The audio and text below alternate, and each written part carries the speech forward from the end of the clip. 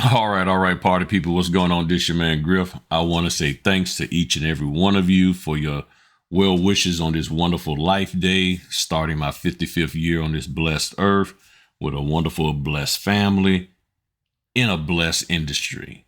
And I want to thank each and every one of you. I want to thank Q and all the guys that showed up today and just came out while we was online today doing a men's gathering, just kicking it with the men's Notary men's gathering. Yes, it was a little last minute, but hey, we just got together and just had ourselves a great time. So I want y'all to just sit back, watch it, enjoy. Now, there will be a time where you're going to see on the Zoom meeting a picture of a lady that is not a lady that was in the meeting. So I don't want the ladies getting upset like, why she got to come and none of us did. It was one of the participants. That was his wife's Zoom, and that was her picture up there for the no video screensaver or thumbnail. Thumbnail, that's what it is. It was her picture for the thumbnail. So it wasn't some young lady that was in there, and I didn't let the rest of you ladies come in, okay? I got to put that out there.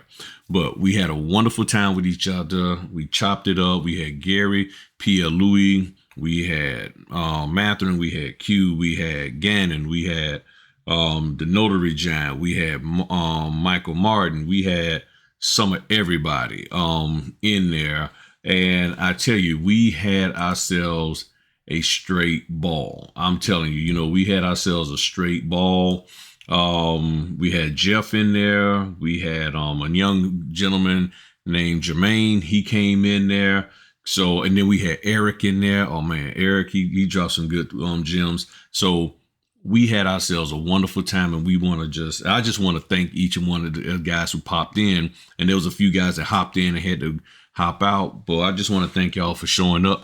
Thank you for watching the video. Hit the thumbs up, share, and all that good stuff. And I hope y'all just sit back and enjoy what we talked about today.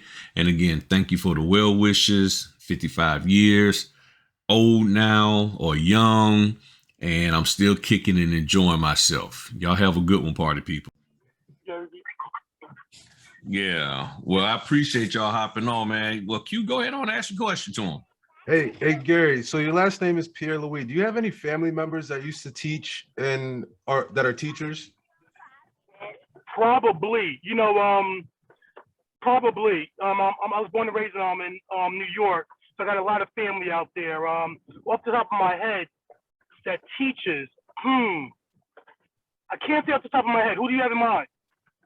I had this teacher when I lived in Alexandria, Virginia. He was a middle school teacher. I forget what his first name was, but I always remember his last name. I mean, the man changed my life. So, so I seen the last name and I was like, oh, I wonder if there's any relation there. Oh, yeah, I don't. Not offhand. I don't. What did you say the name was? I don't remember what his last name, his first name was, but his last name was Pierre Louis, and I've never seen somebody else with that last name. So it's a Haitian name, very common. So in the Haitian community, there's a lot of people with that last name. So I don't know. It could be maybe. I'm gonna see if I can find his first name, and I'm gonna holler at you. All right. I'd appreciate that. That'd be cool because I'd like to say thank you if I get a chance. You know what I mean? Yeah, definitely. Like my father's name is Fonts. Fonts family. I don't know if that rings a bell. But he has a business out there, very popular area. So I don't know. Maybe he would know of the person. But if you get that name, let me know. I definitely will. Thank you. That's all right. Sorry. Well, I wanted to get on with the fellas because a couple of months back, this is before Q, and I think Michael, y'all got involved. I would get together every now and then and just have a little conversation with the fellas and just find out how you doing, what's going on. Just have some man talk. I grew up in the back in the day. We had the Flintstones and the old Water Buffalo Club where all the fellas would go and just talk and everything and just try to build each other up. So one of the things that I wanted to share and just to really help keep our focus as men on the fact that we're actually running a business. Even if you haven't incorporated, even if you have not incorporated, we are running a business. What's going on, Gavin? Man, what's You up? know, so we're actually running a business. And with that, you need to understand there's some key factors that every business needs to have in check in order to be successful. So, so what I'm gonna do I know Gary, you're in the car, so you won't be able to see this too much, but I'm gonna share my screen, and I just want to read through a couple of different sites. I'm not gonna go real deep, and then we want to open it up for discussion. What the business world is talking about for as being successful. So one of the sites called Life Hack here, and I'll put and I'll make sure everybody get links to all of this. The first thing they say with having a successful business, it's about people. It's all about people. And being that it's all about people, you got to build the right relationships, not only with your vendors, people who are you getting orders through, or your suppliers, but primarily the people who you're going to be actually providing that service to. Don't skimp on marketing. Find the proper way to market. That's where Q comes in. He helps out with that. And now that I'm not the best at, I'll be honest, I tell people all the time, I'm not the best marketer. However, for is actively going out. However, when an opportunity comes for me to sell myself with somebody, I'm very good at doing that, because I'll read them and I figure, okay, well, this is what they're looking for, and give them the answers that they want to show them that I can actually accommodate them. So when I really have to, yeah. But if you say, hey, Griff, think of a marketing plan for yourself, I'm not the best at that. And that's one part of being a successful business owner. Also is being able to figure out where you have weaknesses at, so you can get strength or partner with somebody to get your that weak area strengthened. Another one here is hit the pavement. A lot of people are just sitting on the sideline waiting for people to make it happen for them. And I've never seen that so much as I do in the notary business, is that people are like, hey, I just want I want somebody to help me do it. Or I took this training, but now I need you to go and make it happen for me. And it's like, okay, you're going to have to get up off your butt and go make something happen. I'm going to give you the right training, but you at the same time are going to have to go out here and hit the pavement. Another area is increase your knowledge. So like Gary, he's written several books, and reading his books about, being a signing agent, about the general notary work, and having a signing agent, a signing company. That's two different ways. One way you can learn and get better knowledge. And a lot of people aren't increasing their knowledge base. So when they're trying to actually run a business, when times get difficult, they struggle. They really struggle. Be tenacious, seek advice, create your own jet stream, tend to every aspect, be mindful, make sure that your content, yourself, your audience marketing, all of that, don't just sit back and just think that it's just going to happen. You got to be an active participant in it, and figure out the areas where you're not, then leverage opportunities, like Q. He leveraged the opportunity of his connection with me to be able to help promote his business, Captivated. Me and Gary have done interviews. So I wanted Gary to be able to leverage, my connection to people who I'm connected with for as my platform to help him out, leverage those opportunities, but at the same time, in leveraging the opportunities, you as the business owner got to be able to provide people with something substantial and beneficial. And if you're not, then you really have wasted the opportunity. You haven't leveraged it to anything for your benefit, meaning, and it's just to me, it's in a constant circle. As it's benefiting you, it should only be benefiting you because it's truly benefiting others. And if it is, and see, one of the things that I've learned in this business is that there are people who already were pretty well established prior to actually going forward as a notary signing agent, they had avenues in the loan industry. They already were real estate agents. They was investors. They had a leg up. And then they took a course or they connected with a person that just connected that last little piece, and then boom. Those people are different from the average person who's coming into the business with no experience whatsoever. And what I'm finding is that very few people who are coming into the business with no experience at all are actually able to be successful with the current education that's out here, because the current education that's out here isn't helping them really from ground zero. It's like you need to already have your stuff together, and then you take this training, it'll fill in the gap. So that's where that right there makes things a little different when you look at people and their success. So one of the other sites that I came across, it talked about 8 fundamentals of business. And the first fundamental is you. You are the first fundamental. You got to have your act together as a business owner. You got to deal with the bad habits that you have. You got to deal with the inconsistencies, the fears, the concerns, all of that you have as a business owner. You have to deal with that first within you so that you can move forward. You know what I'm saying? Just like with Gary, he's out there right now working, taking care of things with his kids. You got to be able to balance all of that in order to be a successful business owner, to where he can't do what he's doing and then turn around and neglect his family. So you have to be able to have that balance. Q's a single dad. He's doing the same thing. Goals and plans. What are your goals and plans?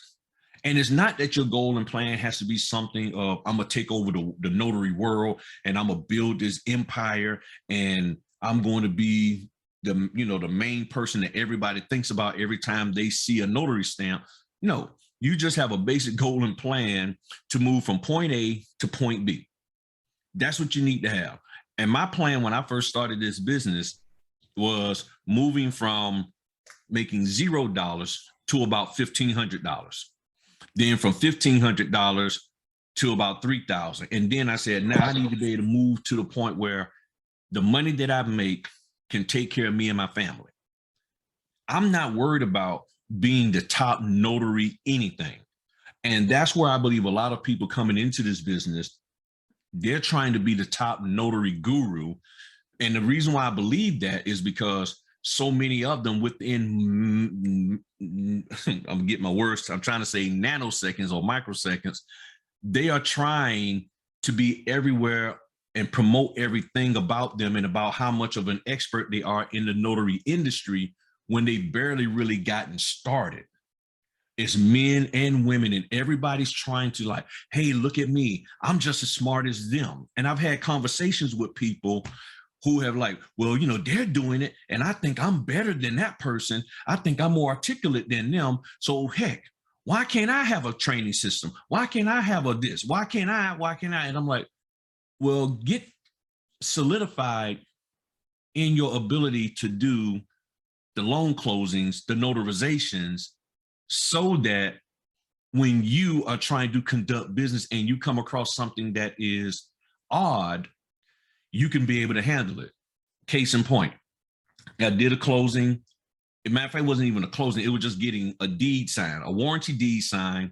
And the gentleman was signing his name and then his wife's name by his name, attorney in fact. Far as I ever have known, out of 1,760 some closings or notary assignments to include other non-mortgage things, if somebody signs as a power of attorney in the notarial acknowledgement, I put his name, John Smith, and then James Smith by John Smith, attorney in fact. That's who acknowledged this document. Well, what I found out was that in California, they're not allowed to determine capacity.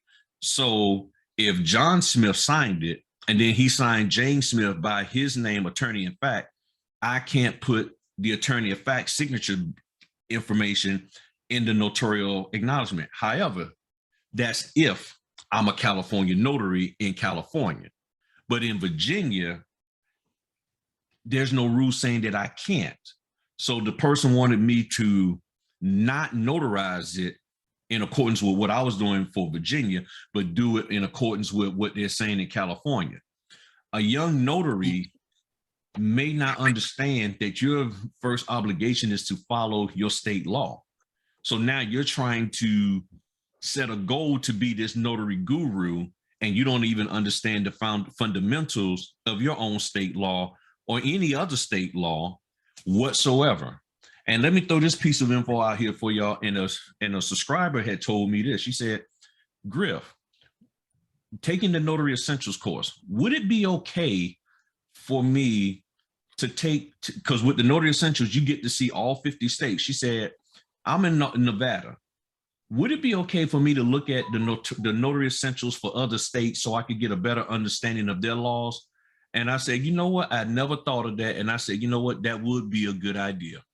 Because when you really think about it, there's no trainer out here that has the information for all 50 states outside of Laura Brewer, who worked with in NNA.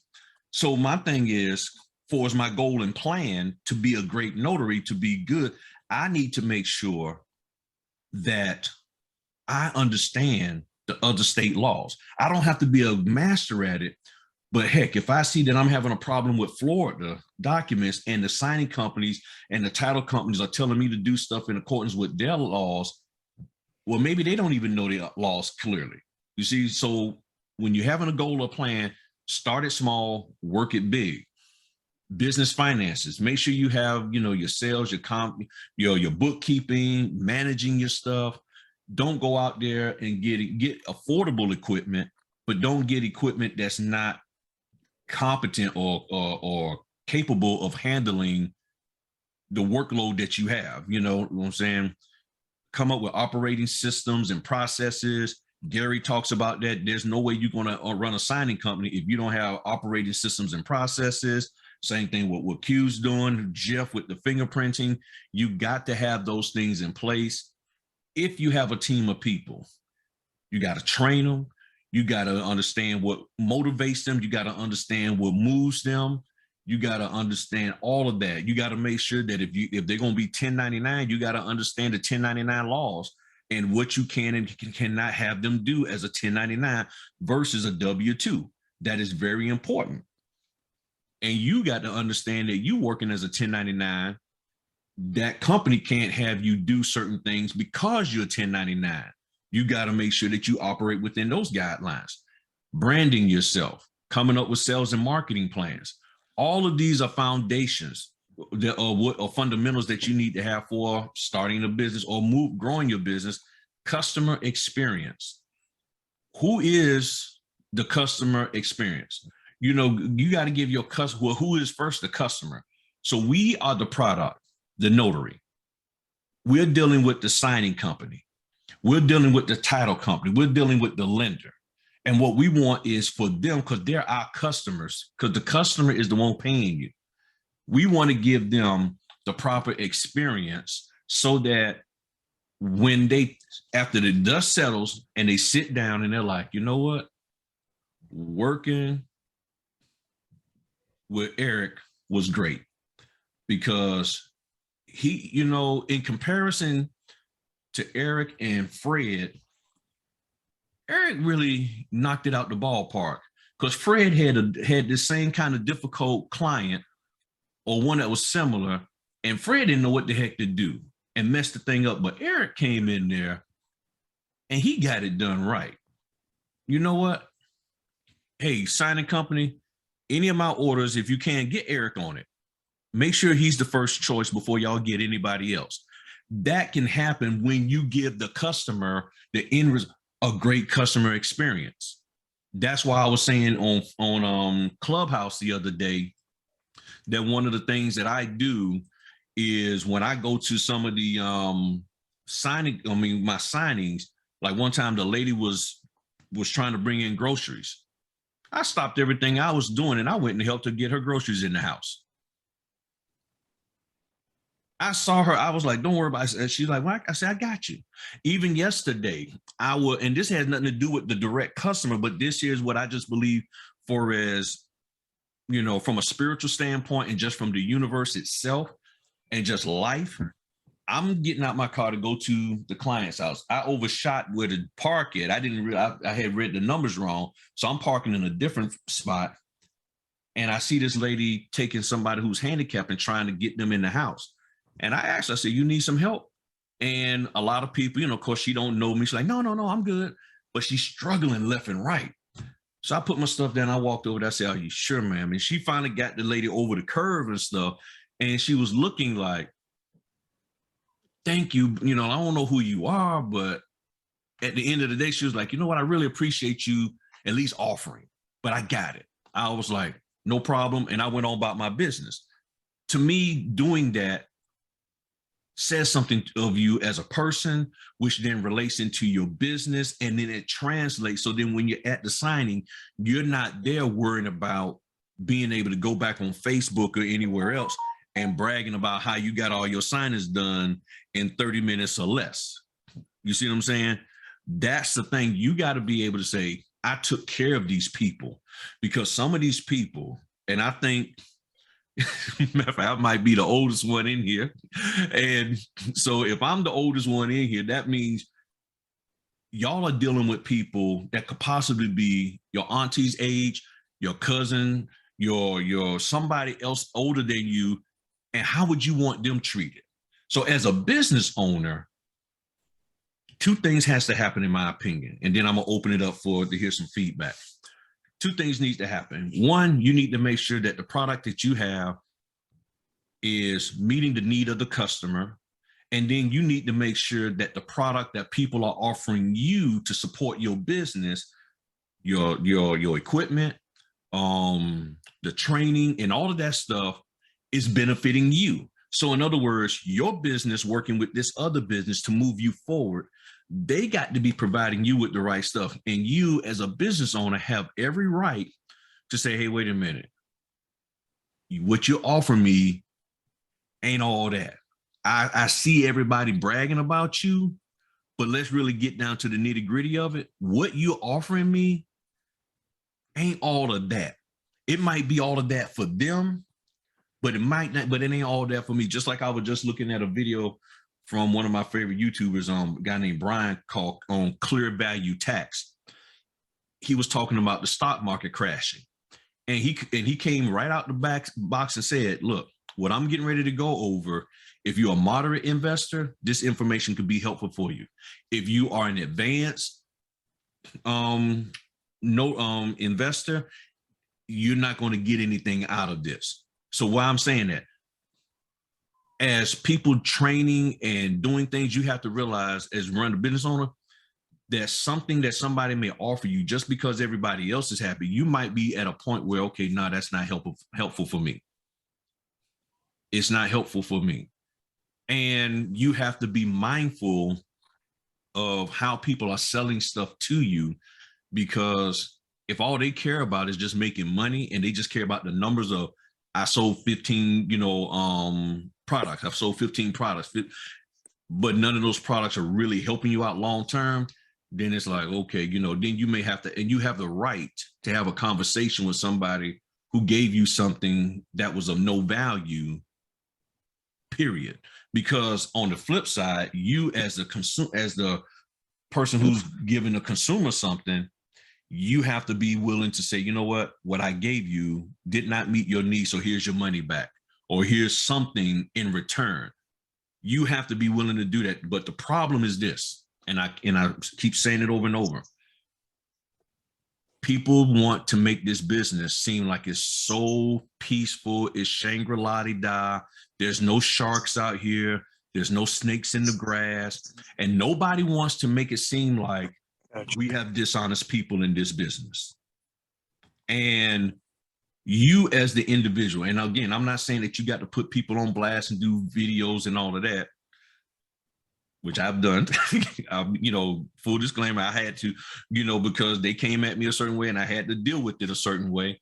But if you know somebody isn't doing what's right, I think you should try to find a way to address it with them and let them know, because if you don't, somebody else is going to get taken advantage of. And if we're trying to make this industry an industry of integrity, which that's what it's supposed to be off the bat because we took an oath, then somebody's doing something about, that's not right, that's selling products, services, training, materials, things of that nature, that's not where it needs to be, then we need to address it and give them the opportunity to fix the situation and all of that. And if they like, well, okay, well, and some people think that just because they give you your money back, that's supposed to shut you down. Well, giving me my money back may not necessarily be a thing. You need to stop the practice. That's just like, a doctor who left a sponge in you when he operated. Okay, well, good. You took the sponge out, but hey, can you figure out why you keep leaving sponges in people? Let's fix that, because sometime along the line, you're going to put a sponge in somebody and they ain't going to realize, and it's going to kill them. So I want to open it up to hear what y'all thoughts are on just the foundations and basics of business and everything, or what you've learned or figured out or trying to understand. Anybody? Well, I'll jump in, Griff. You hear me? Hello? Yep, I got you. We hear you. All right, perfect. No, you mentioned a lot. A lot of what you said, you could break it up into 1 hour topics a piece. But just on shelving some of this, one of the main things I took away from it was, you can't be used, you're useless, right? And that kind of sums it up. And when I'm saying, and I'm not saying use in a bad way, I'm saying use in a good way. We live in a world where people have and we live in a world where people have problems, they need things solved, and our job is to make sure that we position ourselves with enough education and enough information, and we have enough know-how so that people are want our services. So there's a lot of truth in that. As a signing, speaking from behalf of as a signing agent owner, one of the things I look at with title companies is where are the problems. And the problems are that these title companies, they're busy. They're busy, and they're doing a whole lot. And on top of what they're doing, they're also looking at another facet of their job. They're looking to find us and have us close on assignments for them, right? That's just one piece of their job. And what I look to do is I said, okay, there's a piece that I could take away from them. Now, how do I position myself as a signing company? Because there's thousands of them that I could gain their respect. They see what I'm offering and they want it, and they can't have enough of it. So that's what I look for. And in order for me to position myself to do that, I had to just take what I was gifted at, and then for each individual that could be different. Quentin, you're a marketing guy. Griff is heavy on education. It goes on and on. But what I look to do is see what I'm great at. See what I'm not so great at. Teach myself what I'm not so great at. Groups like this help. Reaching out to people within the industry help. But I'm looking to maximize every part of what I can maximize, so I can provide the most value to these title companies. Because now when these title companies get me, they're gonna get somebody that's didn't cheat the education. They're gonna get somebody that's looking to be a part of what they're looking to be a part of. I'm not looking to operate as an independent part. I'm looking to be a piece to their puzzle, and they're gonna feel that from me, right? And so they say, Gary's a good guy. Gary's a team player. So and he executes. He knows his product and he executes. So we're gonna continue using him. And again, Griff talked about systems and strategy. All of these things help, because it's one thing to have education. It's one thing to gain these skill sets. It's one thing to package it to the title companies, or to package it to the signing service companies. But it's another thing to just basically make sure you have the system to help you manage these relationships and manage the subcontractors and the accounting that goes along with it. There's so many different pieces to the puzzle, and you just definitely need to make sure that, you have all of those things intact. If you don't have them, you need to create them so that your hard work isn't going unnoticed. It's not just, being obliterated because your system is not where it needs to be. So yeah, I mean, there was a lot there, but that was my 2 cents on that. Judi, Griff.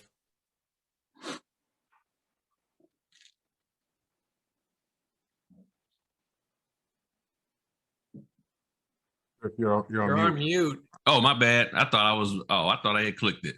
So Jermaine, let me hear what you got to say, my man. Yeah, you.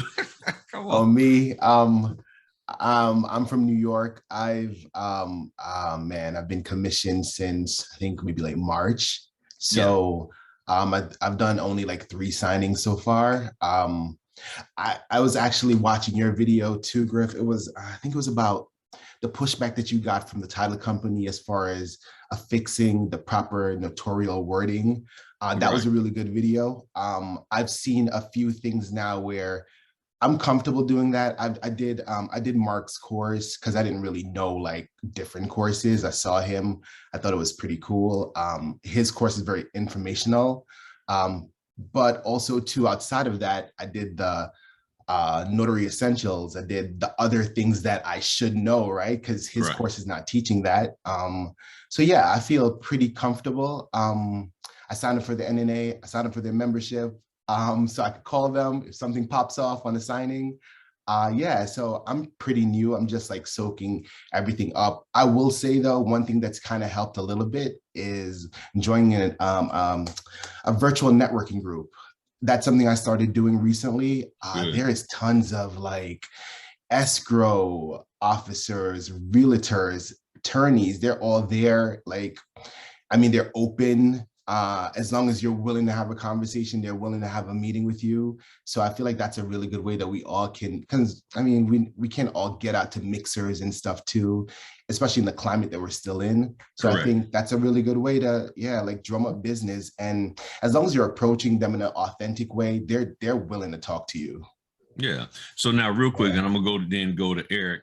So for you just starting out, I didn't realize you were that brand new, but for you just starting out, what do you see you need to implement in your business to help you grow? Now, are you looking at doing this part-time or full-time?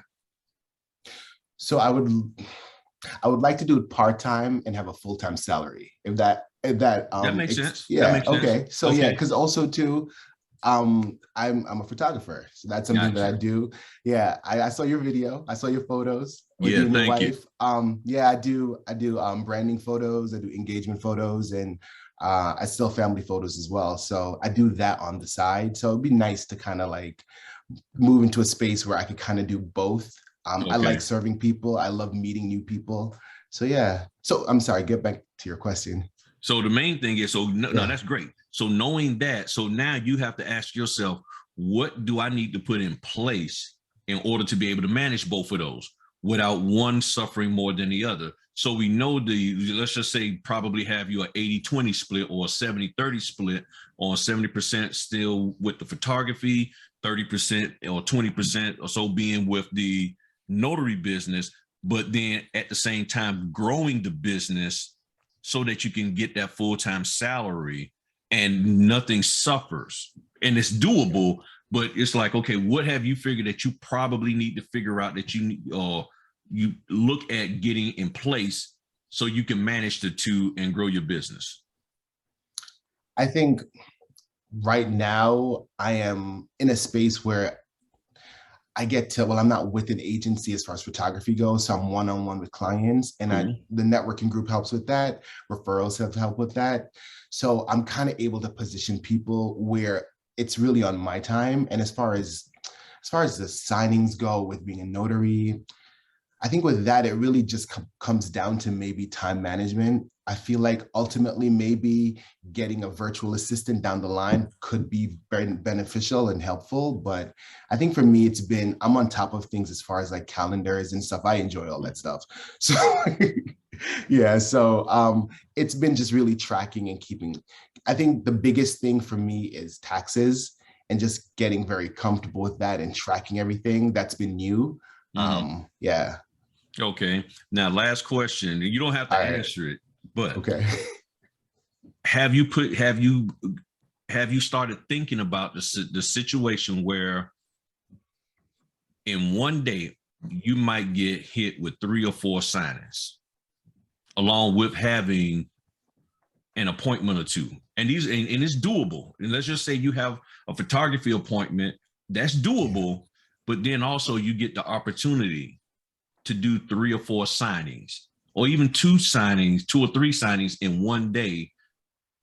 To me, that's where your mindset has to be, that out of nowhere it can happen. I had a root canal the other day. I'm coming out the office still in pain, and the order came in, and I'm here with one eye open, wanting to go to sleep, and I was like, accept. Because I'm sitting here and I'm like, okay, it's only $50, but my mind was saying that $50 is going to be toward the next dental appointment that I got, because I'm paying stuff out of pocket through a discount plan. So being a full-time, business owner, I don't have the insurance and all of that. So I'm like, okay, got the discount plan. You know what? And I ain't gonna lie to you, for a brief moment, the stuff that people were saying on Facebook, because I hear it so much, hit my man. I ain't doing no $50. What $50 gonna do for me? And I'm sitting there like, well, $50 is going to do a lot for me, because that's going to be part of the copay when I come back in 2 weeks. So I'm doing it, because it's like, okay, if I don't do it, then where am I going to get $50 from? You see what I'm saying? So keep that in mind coming up, because if you continue to grow and be good and great as a notary and be what the people need you to be, they're going to be wanting you more and more. Maybe Gary, he's like, okay, well, I'm out to hit Jermaine up, because if he's in New York, I might need him to do a closing for me. So you're going to have to start thinking about how you can accommodate the people when they come. And it's okay to say no, but before I say no, I'm looking at every opportunity to say yes to them, until it gets to a point where, you know what, no, I'm not going to be able to do it. And I'd be honest with them and tell them, no, I can't do it. And it has nothing to do with the pricing. It's the logistics. So that means what? You got to make sure you got enough paper. You got to make sure you got your printers, all of that stuff, so that if Gary calls you and he said, hey, man, look, I got 3 coming up tomorrow, I like to get you on these. You got to be able to, like, okay, I got enough paper, I got enough folders, I got everything together, got gas in my car. If you married, my wife understand. You got kids, the kids understand. If you got a dog, the dog know that they're going to have to just eat out of the little timer thing, and they're going to have to walk themselves, and then you go out there and knock out those signings. So what you got for me, Eric? First of all, I want to say thank you for the invite. It's great. And also, on the point you were making about as business owners, realizing that just because you see something being offered to you and saying, hey, this is the course that you need to cover everything that you need, as business owners, you have to determine, like, okay, do I really need this or not? Because, I took a course, I don't want to say which one in particular, where it's like, I was, big, and I'm like, okay, I'm going to have everything I need. And it's like, no, it's not. I had to go to different places to, like, learn different things. And then mostly what you get is marketing, which is fine, because you're going to need the marketing skills anyways. But it's like, it's up to you as business owner to have knowledge of what you're doing. So you have to study those documents. You have to review them and prep them before you even go to the appointment. It gets you just more familiar with them. So when you're on the table and somebody has a question, it's like, yeah, I know what I'm talking about. I know these documents like the back of my hand. And that's just something that we have to do as, not just business owner, but like somebody who's trying to develop your craft. And I really like what you were saying about that. Also, where was it? One more time. Oh man, it flew off my mind. But yeah, I wrote. Take your time. That was a really good point there. It kind of hit home. Oh, and also branching out. So like, not just covering one thing. So like, I've been commissioned since 2020. So I've been full time for more than a year. Okay, cool. I've been doing just closing. That's been my specialty, I would say. But now I know as an owner, okay, what can I do? I know interest rates going up. You know, the refinances are kind of slowing down a little bit. You know, what am I gonna do next? So it's like, okay, as a notary, I can do a lot of things. So like now I'm like, okay, let me work on my wedding officiant side of things. So like, okay, let me try to work that out, get better at that side. Okay, what am I gonna do next? Well, you know, I can work on this. Okay, so now I know that my first goal right now is to work on my stuff for being a wedding officiant, work on that, boost it up, you know, master that craft. And then after that, what else am I gonna add to my, you know, my arsenal of things that I can do? Like, I'm not just a loan signing agent. Right. You know, I can work more on my general notary work, go to hospitals, and what do you need? What that just comes as a business owner to market and reach out. Correct. Yeah. And let me share something with y'all real quick and then we keep going. But this is really interesting. 9 fundamentals to always remember for business owners. The purpose of a business is to create and keep a customer. The purpose of a business is to create and keep a customer. Let me make sure I got that nice and big for y'all. Then whatever you sell your customer, a product or service, make it high quality and reliable. So you say, well, how does that affect the notary? We are the product. That stamp we have, that stamp, we got to make sure that we are high quality, we are reliable. A young lady I helped yesterday when I was doing the live and I kept getting a phone call from her and I helped her out. She said she got a signing because somebody else didn't show up for it. They took this order and then turned around and didn't show up whatsoever. So it was thrown on her and she had an hour to get ready for it. So it was like, boom, you know, so I'm sitting there doing everything I can to help her out. She made it through it. Me and her talked again today and worked through some things so she could be better prepared next go around. So you got to make sure that you are high quality and valuable. First, take care of the customers you have with the products and services that made you successful. The problem, another issue that I'm seeing is that notaries it's like no sooner than they get in, they're trying to move into this next level and they haven't gotten solidified down here, which means if you say, well, oh, Gary talks about having a signing company. Okay, but how good were you as a notary when you was notarizing? Did you understand notarial law? Did you backdate stuff because they told you to, even though that's illegal, which means when you are a signing company, will you tell your notaries, just so you can keep this client that you have, to backdate? In other words, are you going to be shady just like they're being shady? You get what I'm saying? So you gotta do what's make you successful. But then if what has made you successful is you just being compliant. See, a lot of people can be successful by just being compliant. Whatever so-and-so who got the biggest purse says for me to do, I'm going to do. And next thing you know, I got a buttload of money. But now, and that works for you, between you and you getting paid. But when you start managing others, that don't necessarily work, because when you come across somebody such as myself or Jeff or Gary or anybody who wants to make sure they follow the rules and make sure they do things in accordance with their state law, and you are just a compliant person, just whatever they say I'm gonna do, no matter whether right or wrong, if they say do it and they're gonna pay me some money, I'm gonna do it. That attitude does not work when you start pulling other people into your organization who don't have that same mindset. So in this regard, what product or service you do have that's made you successful, it got to be something of quality and actually got to be legal in our realm. And of course, charging a fair price, neither too high or too low.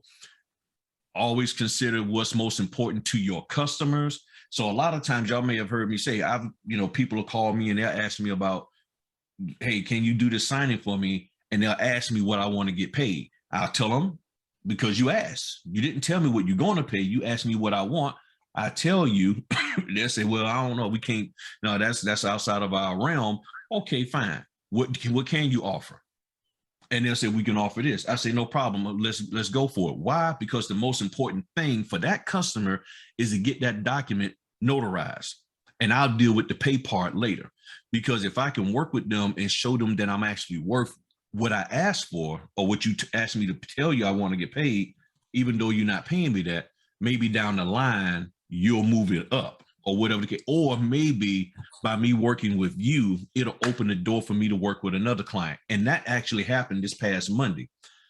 Working with a law firm through SnapDocs, that law firm referred me to another law firm who paid me the fees that I like to get paid. They said, how much you want to get paid? I like to get paid this. They said, no problem. Then I got another company that's paying me my fees that I like to get paid on Monday. They found me through somebody else. So in other words, even though the person here paying me lower, they go and refer somebody else who doesn't use the standard platforms, SnapDocs, signing order, and all of that, where they have to pay lower fees, and they're working with me directly now. Even if it is just this one time, it's a one time of me getting that 150, 200 or more that I would like to get so I can pay my next copay for when I get the rest of my tooth fixed. So it goes on, it talks about know your costs and charge them enough to cover them. Now, this here is the thing that everybody tries to do first. Okay, they come out with this because if you're in any Facebook group, this is the first thing they're saying. Well, I can't make money off of a $50 profit or $50 order. I can't make money off of this, that, or the other. If you do enough of them, you can. And if you're smart about how you manage yourself, because here's the thing, if you really sit back and look at those folk, and even let's say you look at their timeline, if you're able to see what videos they've been looking at people who are saying, go get the Louis Vuitton notary bag, go get the paper from Office Max that's $85 for letter and $125 for legal. So your price point that you are coming into the business is much higher. So of course, trying to do a $50 or $85 order doesn't seem like you could be profitable. However, if you can get just some quality paper that's just as good for 40 or 50% less, and then you get a basic bag, and don't worry about being too gaudy in your dress. Don't worry about trying to go out and getting you Chanel No. 5 or some special cologne just so you can smell off. In other words, tone down your expenses and have good quality. Look, as much as I do like marketing, I don't have pens with my names on it. When I started off, I knew that was an expense that was going to reduce my overall profitability, because if I'm paying $200-300 for some pens and cup holders and things of that nature to just give to people where I'm doing a loan closing, and I'm only doing, and who are they going to market that to? Who are they going to? Maybe nobody, because it's just me and them. This isn't like it was general notary work. I said, let me just do the work first and determine whether or not having a pen to give to them matters. Because I put it this way, what if I just take the pen and put my business card in it at the beginning? That just is effective. If you know what I'm saying, it's just as effective, and it costs me a lot less. So therefore, I can probably be a little bit more profitable. But everybody is saying I need to be profitable out the gate. I take an $85 order, or even I've had people say I took a $150 order. But guess what? The reason why they said they weren't profitable was because they didn't have the equipment. They had to go to FedEx or UPS to print and scan the documents back. So you yourself don't have what it takes to do the business. And even if you are getting the $200 per signing, but you had to spend $125 in print fees, computer usage fees, and scan back fees, and it dropped you down to basically nothing, whose fault is that? That's not the signing company's fault. And then they get in Facebook and say, well, see, they rip off us all. What's wrong with them? They stealing from us. No, you're lying. You didn't tell nobody that you don't have not one piece of equipment to do this business. And I'm hearing that more and more from people, that they're getting called for orders and they don't have the equipment. And Gary probably can speak on that. He might have come across that a couple of times, where he's telling somebody to go asking somebody to do an order, and they don't even have the equipment. They got to be honest and say, well, nah, I can't print letter and legal. All I got is envelope size. I can only print envelope size, you know, that kind of stuff. Manage your cash flow, stay focused on what made you successful, and keep your eyes on your competitors. Hire the right people if you're ever in that position. And that's really the core. And I put the links in the chat for y'all for all of the different ones, and some I'm not even gonna show. But Gary, real quick, and then we're gonna go to Q. Have you come across that where people are saying, you know, you're giving them an opportunity to do the closing and you're paying them a good fee for it, but then you come to find out that they don't even have the equipment and they're trying to get more out of you? Yeah, run into it all the time, you know, a lot more than I would like. But like I had one example where this particular closer gave me a call of the day that the closing was supposed to be taking place. And then they were combing through the documents, and they said, look, I'm looking through everything. They want these scanned back, you know. What should I do about that? You know, having that conversation with me, trying to feel me out, like seeing if they should have send a selected few for the scan back, or if there's a way they can shortcut that process. But right. those are challenging. I mean, I also had other examples where packages were sent to the title company and there was nothing in the packet. You know, other closers where they were saying, you know, is there a way I don't have to send the borrower print out for the borrower copy, and I could just ask the title company direct if they could just if I could just use just the main set, you know, the main set of documents, you know, all sorts of different situations. But I mean, the answer to that would be no. You know, I really don't feel that. I mean, first of all, that's not acceptable. You know, the title companies, they give the directions as far as what they're looking to get done. You know, our job is to, like, you know, really be prepared to execute on these documents. And part of that is having the right supplies. You know, do tray printer. You know, pens. You know, making sure you have enough paper. You know, these are things that should be a prerequisite before you even starting this kind of job, because what you don't want, the situation you don't want to be in is a situation where you have to call me or you have to call a title company and you're not in a position to really execute on doing the full job, right? Because then that really hurts the relationship. You know, they may not tell you up front in your face that, you know, this, let's say you guys do get through that situation. You know, you manage to say, okay, I'm just going to run to Staples and get this done. I don't have the ability to do it in my house. I go to Staples.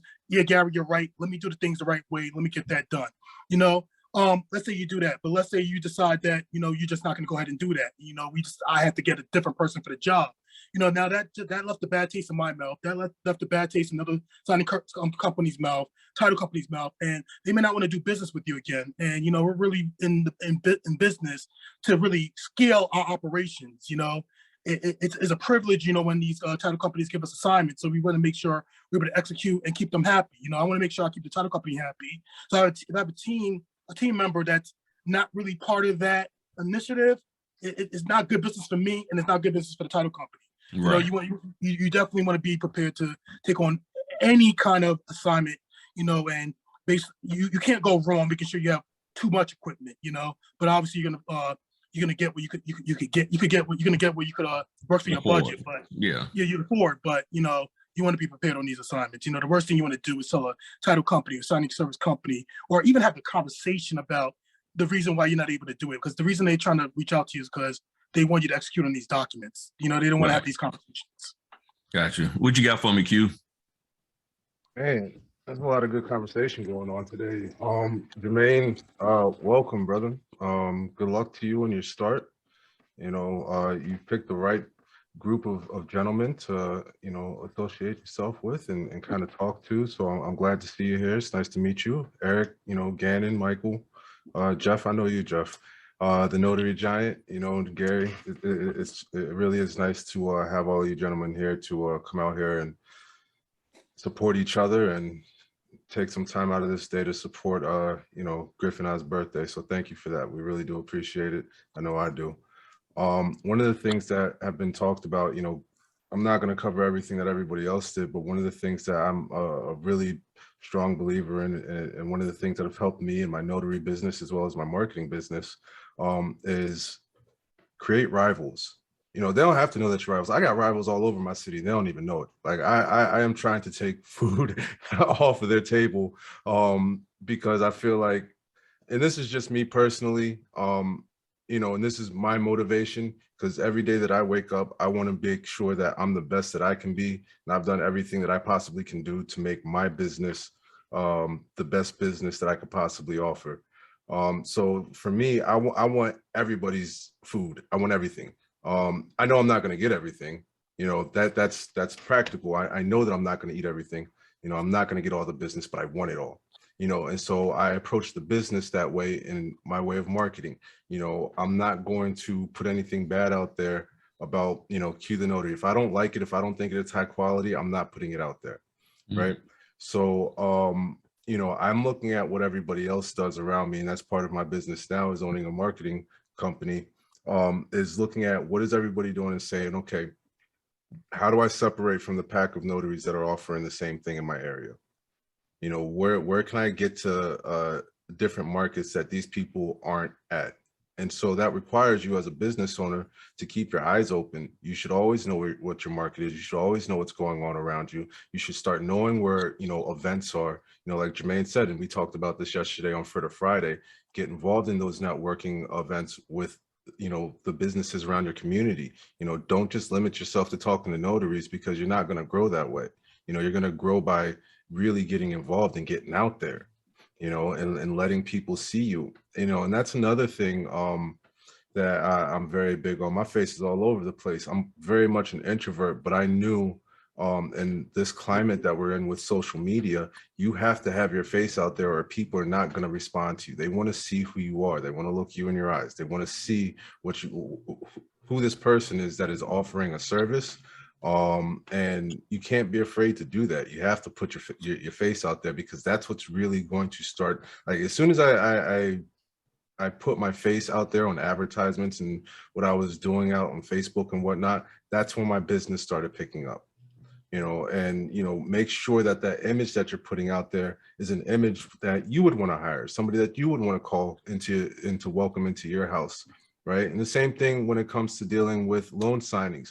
So like right now, I focus a lot on general notary work. It's feeding me. And it allows me to be a lot more flexible than loan signing does. Loan signing, you know, it's like you get that time, boom, can you do it or not? If you got to move it an hour, you may lose it. You know what I mean? And that's just the way that the business works.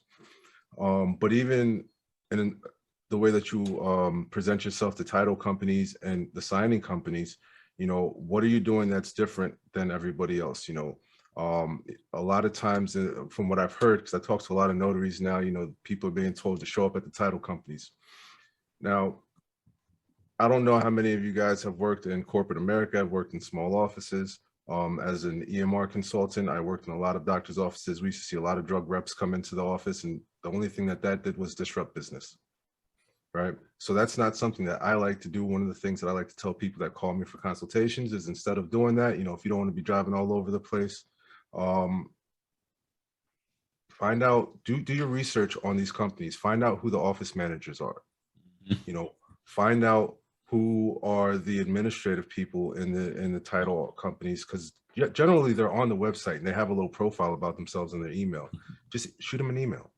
All right. Don't disrupt their day. Don't make them feel like they have to stop and talk to you. Shoot them an email. If you want to put, you know, a little marketing flyer on there, put a little marketing flyer on there and attach your fee sheet. Give them everything that they need to know. A nice picture of yourself, what your services are, and boom. I'm not going to make you ask me for a fee sheet. Here's what I charge. If you need me, I'm here. And keep it short and simple. They know, you know. There's no reason to go out there and spend a bunch of money, especially with the way the gas prices are, driving around all these places, leaving money all over the place, especially if you're not making money right now, you're just getting started. Like Jermaine, you know, like you're doing this part-time right now. You don't have time to be driving around doing stuff like that, do you? No, you don't have time for that. So, you know, as business owners, we have to start moving quicker, start thinking quicker, and start thinking more complete, and not so, I don't want to say low level, but we have to go to a higher level of thinking with this, and kind of outsmart the people that are around us in this notary business. If you're paying attention, and I think everybody in here is paying attention, we see that there's not top quality notaries out here, and we can be honest about that. You know, we can assess other businesses. That's our job, because we need to know, right? So we can really see what's out here right now and capitalize on it if we have our processes and our mind frame of where we're trying to go in order, right? And one of the things that, you know, Griff pointed out from that website was get your processes right. You know, that is a huge thing, especially with what I'm doing. I'm sure, Jeff, with you having multiple services right now, it's really important for you to be able to track, you know, what business you're doing, what at what time, when, and be able to handle all of those inquiries that are coming in. Excuse me for 1 second. Birthday phone calls, man. Gotta get back to people. But, you know, finding something that's going to work for you right now, a big thing on Instagram is automation. Automation might work for some people, automation might not. There's different levels of automation. I think it's worth taking a look at to see if that's something that you can fit inside of your business model. You know, being able to handle inquiries and track those things, having that type of data, that's something that you really should have as a business. You know, you should be tracking how many phone calls you're getting. You should be able to know what your closing percentage is. Right? Are you closing people that are contacting you? And if you're not, why? Why aren't you closing? What could you have done better? What could you have said better? You know, when people are price shopping, and this is just from having a sales background. I've told Griffin, I've shared this with a couple of people. I used to sell Hyundais before they were cool. You know what I mean? Like, and I made a living doing that. So, you know, you need to understand that when people are price shopping you, and even, you know, these companies that are out here looking at your profile and your Google business page, you really need to just have a plan. Why are you putting this on the screen for them? Is there a purpose for it? What is the purpose? What are you trying to move somebody to do? Right. You know, what is it that you're trying to tell this signing company? You know, are you just telling them that you're a notary, you've got a dual trade? Like, if it's really basic, I mean, there's a basic profile to have. I have this, and this. You know, I've been certified here. I'm part of that. And like, these are all just standard things. But then you have to add something else in there. You have to add more about you, and that comes back to that being personal. You know, add some information about yourself. Have a real bio about yourself. You know, on your websites and everything. The about you section, don't just say about your business. Well, we started and blah, blah, blah, and these are the services out. That's not an about you. That's about your business. Tell something about you, because people read it, and you'd be surprised. You'd be surprised. People actually do read those things. And how many conversations I have at appointments, and people were like, "Oh, I didn't know you went to Malvern Prep," and we start talking about stuff like that, and it starts to build that relationship, because ultimately, you know, that's what we want. We want to build a relationship. That's what Griff said. We are trying to build relationships with people that have sustaining businesses, whether it's with signing companies, whether it's with title companies, whether it's with lawyers, whether it's real estate, whether it's with our community. You know, we have to be that beacon of light as a notary, because, you know, historically, you know, what does the notary stand for? It stood for liberty. We had the liberty. People have the liberty to put their name on a piece of paper, to sign paperwork to get land, right? So that's what we're there to do. You know, we offer them the liberty to do that. You know, we are a beacon and a pillar of every single community that we're in, because no business gets done, real business gets done without us, right? So we need to build those relationships and have people trust us and really just get out there. You know, there's no reason why none of us should be growing, you know, and whether it be with loan signing and performing properly, or it's with general notary work and really getting out there and connecting with your business. Start going to a community event. Stop being an introvert. Get out there. Pass your cards out. You know, leave cards everywhere that you go. I go to the grocery store and I just leave them on the shelves. Just, there it is. You know what I mean? Like, I just put things in random places, because you just never know. You know what I mean? And, you know, we are in a position in this business that is really female dominated, to bring some logic to the way that business is done here. A lot of the stuff that we're seeing in training and everything it's emotionally based. A lot of that training is, you know, they're teaching marketing, I guess, but, you know, I'm not going to speak about those training courses right now. we're in a position where we can kind of set the ship straight and be great notaries and be great examples for people to say and understand what the services that we offer, because, we are fighting that a lot of people don't know that our services exist. We are fighting, that's a battle for us right now. A lot of people don't know. How many appointments do you go to and they're like, oh, I didn't even know mobile notaries existed.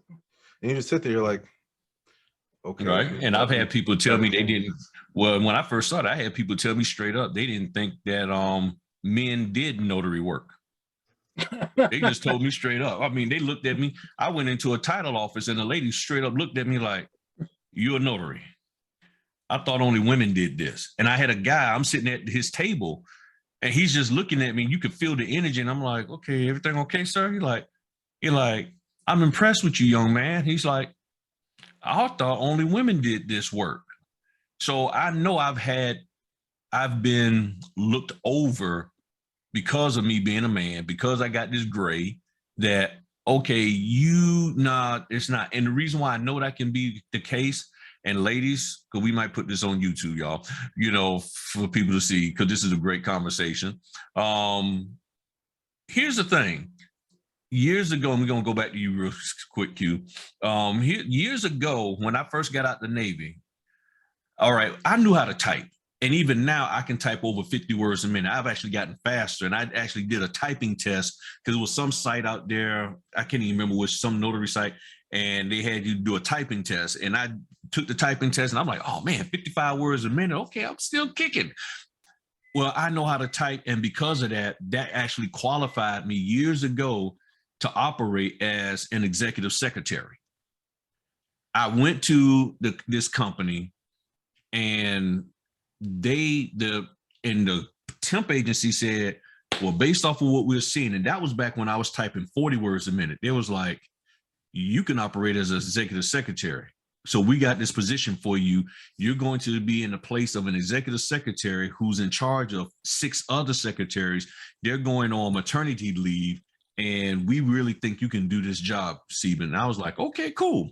I get in there. They looked at me, and they was like, while I'm interviewing, they said, we think you'll be better suited as an armed security guard out in the construction area where they're mixing the concrete. And I could see the daggone thing from the window where we was at. And I'm like, and I'm looking at the ladies. I'm like, so you don't want me there. You want me out there. I was like, never mind. I was like, got it. Okay, I see how y'all want to roll. I mean, I'm fully qualified. They couldn't find anybody of the female persuasion to take the job. And they even told me that. They told me straight up, they're like, we can't find anybody else to do this job. So that's why we're offering it to you. And they told me, they're like, the only reason why we're offering it to you because none of the other ladies in the pool wanted to do the job. They didn't want to do it temporarily for 6 weeks. They wanted the position permanent. And I'm like, I'll take a 6-week job and make some money to feed my family because I'm unemployed at the moment, after getting out the Navy. And they would not hire me for that job, to do that for just 6 weeks. I was like, got it. Now, for those looking at this, I'm not trying to be sexist. I'm just saying this is how some people look at the world, just as some people will say, I can't see a woman, like the case in point. This morning, and I think it was just the sweetest thing. Over the last couple of weeks, there's a gentleman that lives around the corner from me, and he has 2 granddaughters. He's been teaching his granddaughters yard maintenance. When I see that, the first thing pops in my head, I really want to go over there and tell them, say, ladies, you learn everything you can from grandpa, because I think y'all 2 can start your own yard business. Because he's teaching them how to do a riding lawnmower. And she was riding that lawnmower in a space that was about 4 or 5 feet wide, cutting the grass without hitting the street sign. I mean, she was doing, I was like, I slowed down. I was like, and see, this is where you got the business mindset. As soon as I saw that, I was like, those 2 women can make some money by having their own lawn care service. And I'm sitting here like, yeah, they could, because if they're learning this now and they are in probably middle school, elementary, late elementary, early middle school, they're not even high schoolers. And they sitting up here riding the lawnmower, and I see them all the time out there playing hopscotch and jump rope, doing all the girly stuff. But they hopped on that lawnmower and they was gone. I was like, boom. I said, yeah, okay. So people can look at you and say that you're not what I thought you should be. And this is why on both ends, for ladies and men, black, white, young, old, we do have to make sure that we are exceptional in our knowledge base, so that when people see us and they already have these preconceived notions as to what we aren't supposed to be doing. You're not supposed to be in this arena, young man. And then how do you break into the arena? By being able to provide them the service that they need at the time they need it, above and beyond what they've been getting. And then all of a sudden they're like, oh, okay. I mean, I went to a signing the other day and they was looking at me like, okay, this guy, old dude with a little bit of belly on him, coming up here trying to do a closing for our real estate. And by the end, the wife was like giving me a big hug because they were just buying a house. And I mean, because I'm organized, boom, boom, boom, got it done. They thought they was going to be there for hours. We was out of there in 35 minutes. And it was like, and the real estate agent was sitting there like, oh, okay, I guess he was, okay, I guess I better cut my meeting off. Yeah, we done, man. He's like, can I get your card? Because they look at you and they think that you are incapable of providing them what they believe they should get. But when they see that you can not only provide it, but go above and beyond, they're like, oh, snap, yeah, I need to keep, this is the person, because guess what? They instantly start comparing you without you really knowing it to all the other notaries that they've come across. Go ahead and finish up, Q, and then we're going to go to Jeff. I mean, you're absolutely right. I mean, and regardless, whatever you're doing, whatever type of business you got going on, whether it's notary or you got some other side things that you got going on, you know, just be personable. That's my biggest thing that I'm learning right now, especially with working with so many different notaries in such a short amount of time at this point. You know, it's just continue to be personable, be honest, you know, everything that a notary should be, you know, have integrity about yourself, know where you stand, you know, stand on your square at all times, and just do business the right way, period. Regardless if you're doing business as your business, you're doing business with somebody else, do business right as a customer, you know, and just start thinking that way about everything that you got going on, and start moving towards the goals that you've laid out for yourself. You know, we start this business and then, you know, is this the end goal for everybody? I'm asking, is this the end goal? Is being a notary the end goal? No. This notary business is probably going to be it's the end and the beginning. It's the end of me working W-2 and the beginning of me moving into other areas that I want to move into for his business. That's the best way I can put it. So the notary business ended me going to a W-2, and it's the beginning of what I would like to see done in business for myself and for my family. Because I mean, the notary is one thing, and I know, and I'm looking, me and you was talking to you about some other things, and I already see areas where I can really expand and move into other areas. So this is sort of like the end and the beginning, end of one era and the beginning of another for me and my family. Yeah, I mean, I see the notary business as a great vehicle. You know, I wouldn't say it's a used vehicle. It might be like let's take it 100. It might be a nice Sonata, one of the newer ones, or a Genesis. It's a nice Genesis to get going. You know, but you know, we all have aspirations to do more. You know, I just recently I put up a new wallpaper on my screen and I love it. I saw it and I was like, yo, that connected with me so hard. They said, you didn't come this far to only get this far. You know, and that's something that I look at every single day. I didn't come this far to only get this far. No, there's more.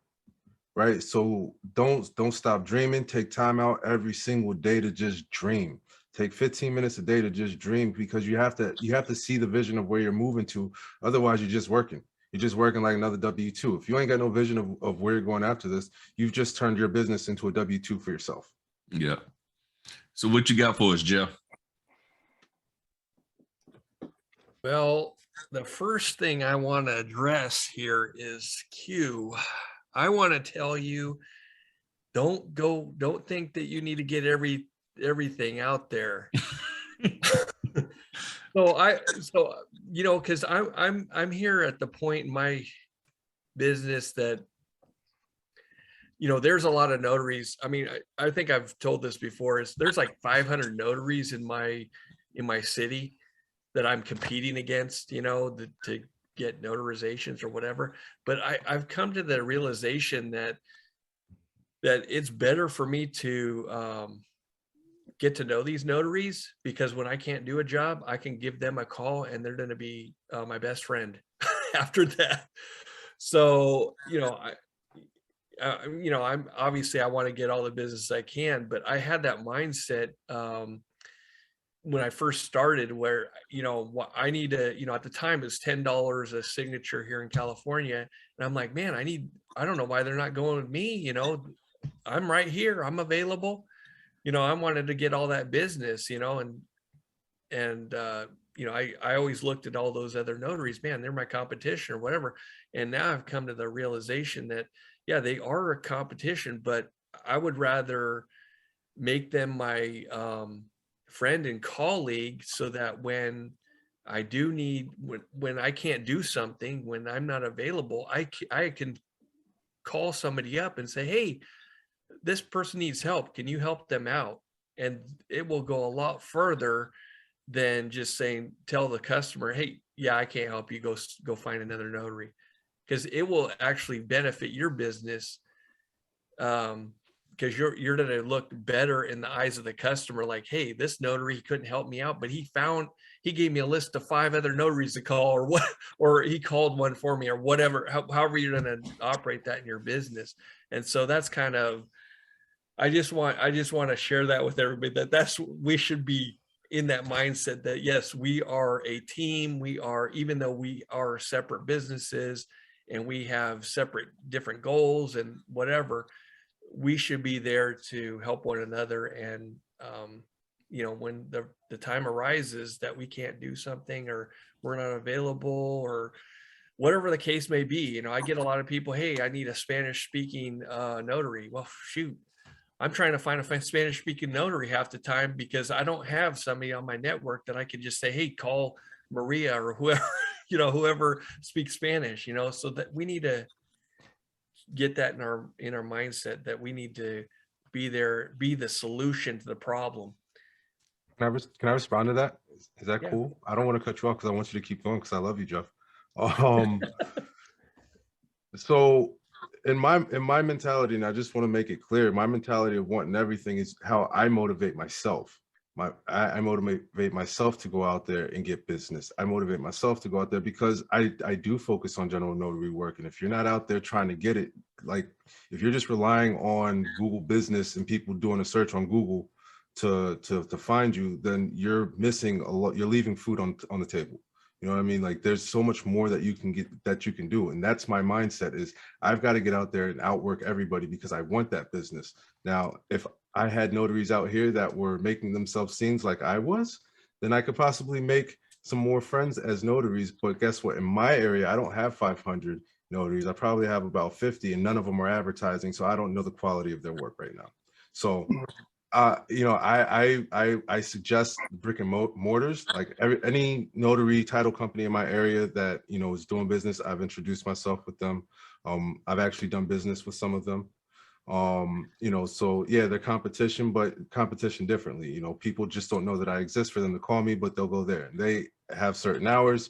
So anything that comes after that, you know, they suggest me. Anything with title, I suggest out to them, and we stop and we talk. And I stop by and talk to them often just to talk about notary stuff, because I don't have those notaries in my area to speak about things with. So it's not like I'm saying like everybody's a rival. In my head, they're rivals because I have to motivate myself to get out there and get the business. I'm a friendly person, Jeff. I don't know if you can tell. I don't have a mean bone in my body. Well, actually, I do. But you know what I mean? Like, it's not a sense of like literally going out there and trying to take everything from everybody. It's more so of get out there and get it. Yeah, You know, and I agree with that. We all have to go out there and do our best to get that business. I mean, we can't. This isn't McDonald's where we just open our door and just everybody floods in to get a burger, right? So we have to do our due diligence to go out there and make those relationships and so forth. I just wanted to share that. And then also I wanted to share about, I think it was Gary was talking about the loan signings, you know, people, they're saying in instructions now, or what I've noticed is they say, print a second copy for the borrower or something. I think he mentioned something about that. I'm thinking, isn't that like a no-brainer? I mean, it's like, Yeah. I mean, I've been in the business a little bit of time, but we never got those things. And so now lately, the last, I want to say 6 months, I'm getting instructions like, okay, everything has to be scanned back. And this is all because of the quality of the notary too. You know, everybody's doing scan backs now.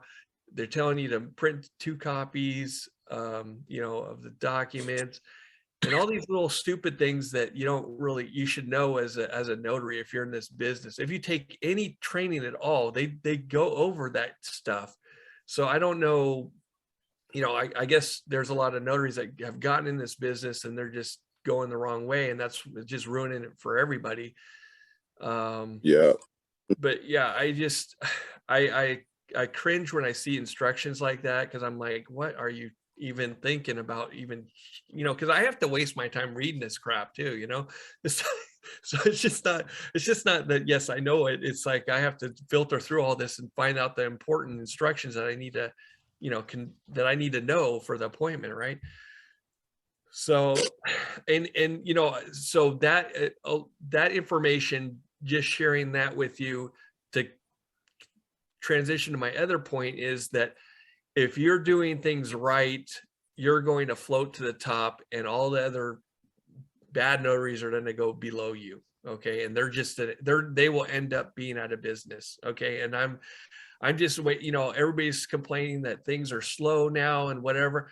I'm like, great, let it be slow. You'll be out of business and back at McDonald's or wherever you're working before you were a notary, and I'll have more business, you know. So just let people complain about that, and you just go out and do your marketing, like what Q's talking. Talk to everybody, put your name out there, put your card, put your face everywhere, whatever you have to do to get your name out there, so people know what you're doing. And I think I don't know who was talking about the networking, the virtual networking. I found I got on Alignable, which is kind of like local. It's like LinkedIn for local businesses or something. And I'm not paying for it, but I got linked up with a guy that he teaches networking or something. Like that's his thing or something. So he had some networking group together that actually covered I think it went through the whole United States. We were all on a Zoom call. I don't know how many people were there, but we had to essentially pitch our business. So I'm pitching my business that I'm looking for attorneys to do estate planning and all this. And the guy goes, man, send me an email. I'll send you the information for my attorney that does estate planning, because I need to do that. And I guess he's local to me. He's an hour away from me or something. I'm like, oh, great. You know, so just getting out there and telling what you're doing. And, you know, and I'm I'm not a great networker. I'm an introvert too, but when you're doing networking, especially the virtual networking, you have to focus on an aspect of your business that you want to grow. Okay. If that's wedding officiant, if that's, you know, doing loan signings, or doing, in my case, estate planning, you know, or fingerprinting, whatever, focus on one thing that you're talking about in that network group, and don't waver from it. Because in this one, we had, so we're on a Zoom meeting, they were breaking us out into rooms, and we had to keep repitching every time the same thing. So, you know, keep it consistent when you're doing those virtual things. That's all I'm saying. So if today you're going to focus on powers of attorney and that's what you do, then that's what you're talking about the whole day. And then, you know, the next one, if you're doing another one and you're talking about wedding officiant, then talk about wedding officiant. So those are my tips. Yeah, and that's great, Jeff. And see, one of the other ways And I'll be honest, in the past, I was guilty of that, of giving people too much. You know, so one of the things that I've learned that I could do is say, hey, focus on the thing that I can provide. And then you can throw a simple caveat out there and say, in addition, if there's anything else that you think of that might need a notary, feel free to ask me and I'll research that for you. And when you let them know that, it's like, oh, okay. So I'm also saying, hey, this is what I do, but there's other things that I can do with regards to notary, but I don't want to cover them right now. And if you think of something that might be important to you, or that you just have a question, let me know and I'll research it for you. Because what I've learned is that people like it when you do work for them. They like it when you say, give it to me and I'll check it out for you. I'll research it out and figure out whether or not this is something that I can do. You know, now, I mean, off the top of my head, and see, now I know what my state says I can and can't notarize. But what I've also learned is that when you tell somebody, let's say like birth certificates, I already know I can't do that. Virginia doesn't allow that. And I'll sit there and they'll say, well, can you do? I said, well, look, let's get together and we'll discuss it, because I'm almost sure that outside of the birth certificate, there's something else they may need to have notarized that I can do. But most people, the moment you tell them no, then they just shut you out and they're like, okay, well, I'm going on to somebody who can tell me yes. So I'm not saying no to you. I say, well, you know what? Let's get together. Let me research that for you. Make sure if your situation, you know, whether this fits your situation or not, and then let me get back with you. And then you call them up and you say, okay, based on my research, I'm not able to do this. However, is there anything else that you may want notarized? Because if you just give them an answer at that moment, you don't have the opportunity sometimes to ask them about the other stuff they may want notarized, because that's the most important thing in their life. Notarize his birth certificate, ... You see what I'm saying?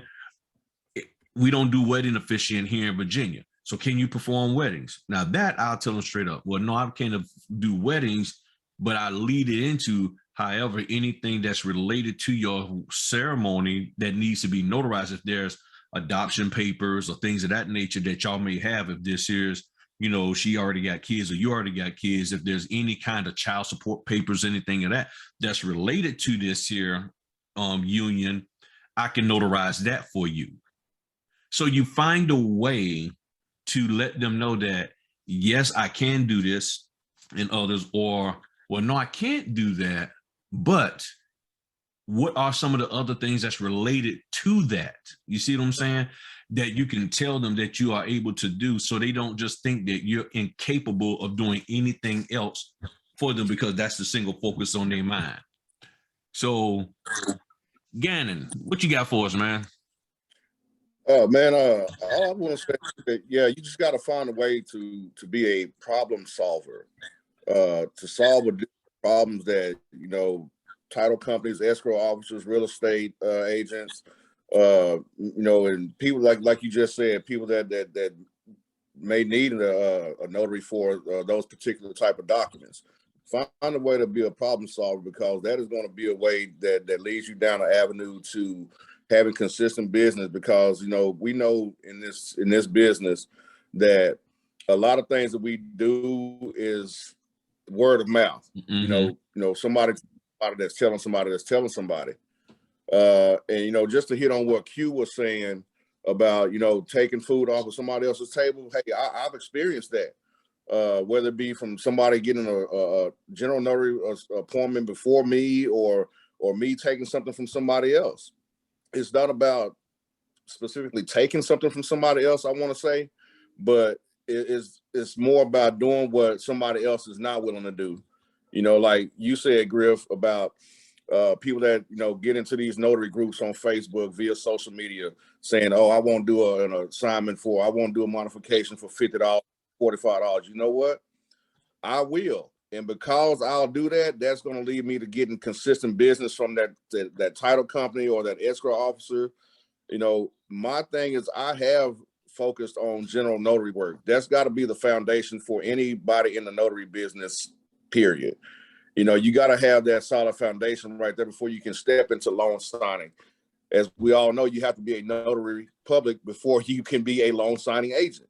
You can't just Right. go straight into being a loan signing agent and say, hey, I'm going to make X amount of dollars because of so-and-so said, oh, I should be making $150, $200 per appointment. I'm not going to take a $75 appointment. You know what?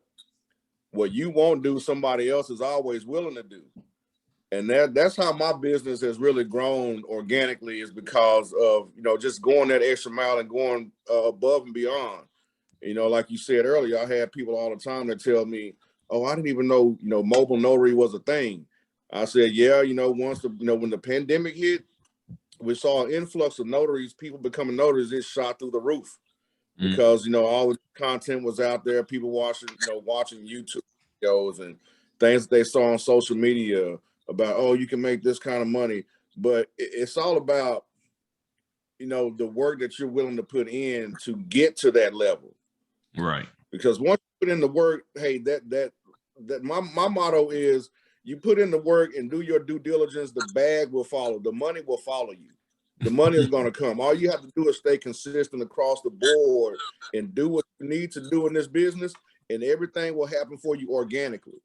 I believe in, speaking things out into the universe. You're going to get back, you're going to get that back tenfold. It's going to come back to you. But to hit on what Q said about taking things from somebody, I had somebody to Google me one night, and it surprised me. It was like 12:30, maybe 1:30 in the morning. I'm like, who is this calling my business line this time? Even though I know that I was 24 hours, that's my niche. Hey, I'm 24 hours. I'm available when somebody else isn't. And so that's just how it happened. Somebody called me from a towing company. Okay. And I went to the towing company, and they said, hey, I got my car's in the impound over here at such and such, such and such. Here's the address. How soon can you get here? What do you charge? I told them, hey, I'll be there in about 15, 20 minutes tops. What do you charge? I told them my fee. They said, hey, I don't care what it is. I'm willing to pay it. I want to get my car to the impound. So boom, hey, I go. I get there to the towing yard. I walk inside. Man, I see plastered on the wall, there's this lady who's a notary who generally does a lot of their VSF forms for vehicle release forms. And the lady behind the counter, she says, yeah, she said, this lady, she's like, she usually answers the phone, but for some reason she didn't answer tonight. I said, well, hey, I'm glad she didn't. Here I am. I took care of the notarization and did my work, did what I need to do. I left a stack of business cards, probably about this thick. And guess what that's done for my business? It has definitely brought repeat business from that same towing yard over and over. It's a revolving door. Yes. So I tell people all the time, don't sleep on general notary work. Don't be so fixated on trying to position yourself to with these signing services, because I posted a little clip of video today on my Instagram page about what it's like to try to click on those notifications, and when you get them, and by the time you click on them, they're gone. Somebody else has already gotten it. So I haven't been one, since I've been in this business for the 3.5, almost 4 years that I've been doing it. I haven't been the type of notary to just fixate on signing services, because I know that I can eat, I can feed my family, I can get just as much money for my general notary work as I can for taking those loan signing appointments. And so I don't feel it's necessary for me to compete, because I was never one to sleep on the general notary work. I wanted to learn what I need to learn in this business so I can get further ahead in this business.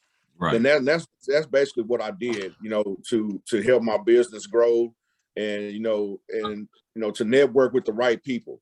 It's not so much about networking with other notaries all the time, but building those relationships with other people outside of the notary business, because that's going to do numbers for your notary business when you have those certain relationships. I'm willing to go to hospitals, nursing homes, assisted living facilities. I've done tons of power of attorneys at assisted living facilities, and even at hospitals. I went to a hospital about a month or so ago, and the lady in the ER said, can you leave some of your business cards? Because we get these type of requests all the time. We don't have anybody here on staff. And you know what I did? Boom, left that stack of business cards right there and get repeat business from that same hospital or from that same assisted living facility. So it's all about the groundwork that you are willing to put in and lay down that foundation so you can solidify and sustain your business when things, like Jeff was saying, when things are slow. Yeah, they may be slow, but at the same time, hey, oatmeal beats no meal. Mhm. So when things are slow, that's when you get out and you market, or you call or send emails, like Q was saying, to save on that gas. You have to adjust in this forever changing business, and in this world, you have to adjust and adapt to the things that are changing. You know, with gas prices going up and down, with the way that things fluctuate. You know, you have to adapt in this business in order to sustain your business and continue to grow organically. Yeah, and one of the things I can't remember whether it was with Q or Matherin I was talking to, but one of the things that sort of dawned on me that a lot of people who are in this business right now, for the notary industry, they're trying to run their business without having any type of failure whatsoever. Mm-hmm. They're trying to run a business and be 100% profitable, 100% with no failures, no bad marks, no missed anything.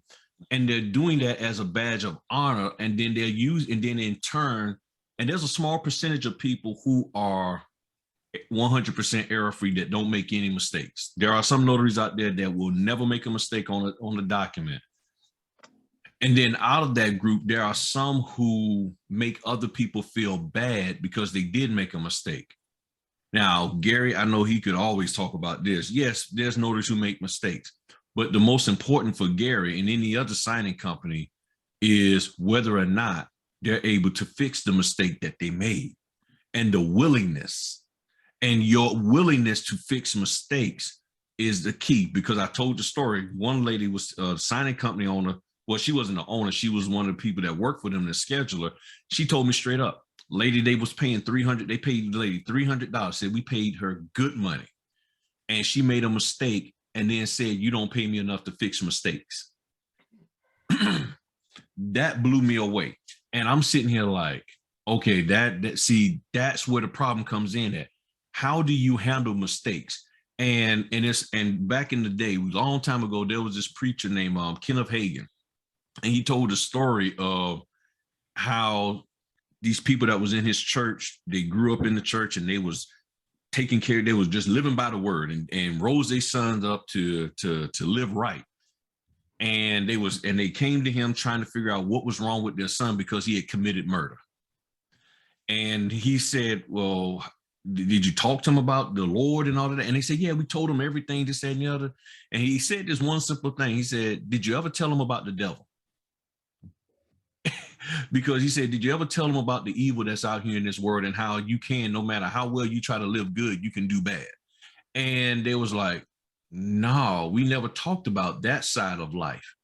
And he said, when your son left home, because when he left home, he got inundated and exposed to items and things that was like, oh, and it took him down a path that he wasn't prepared for. And he didn't have the tools necessary to stand on, not to yield to those temptations. So my thing is this, and I know a lot of people think that I don't like notary trainers. I do. I like them.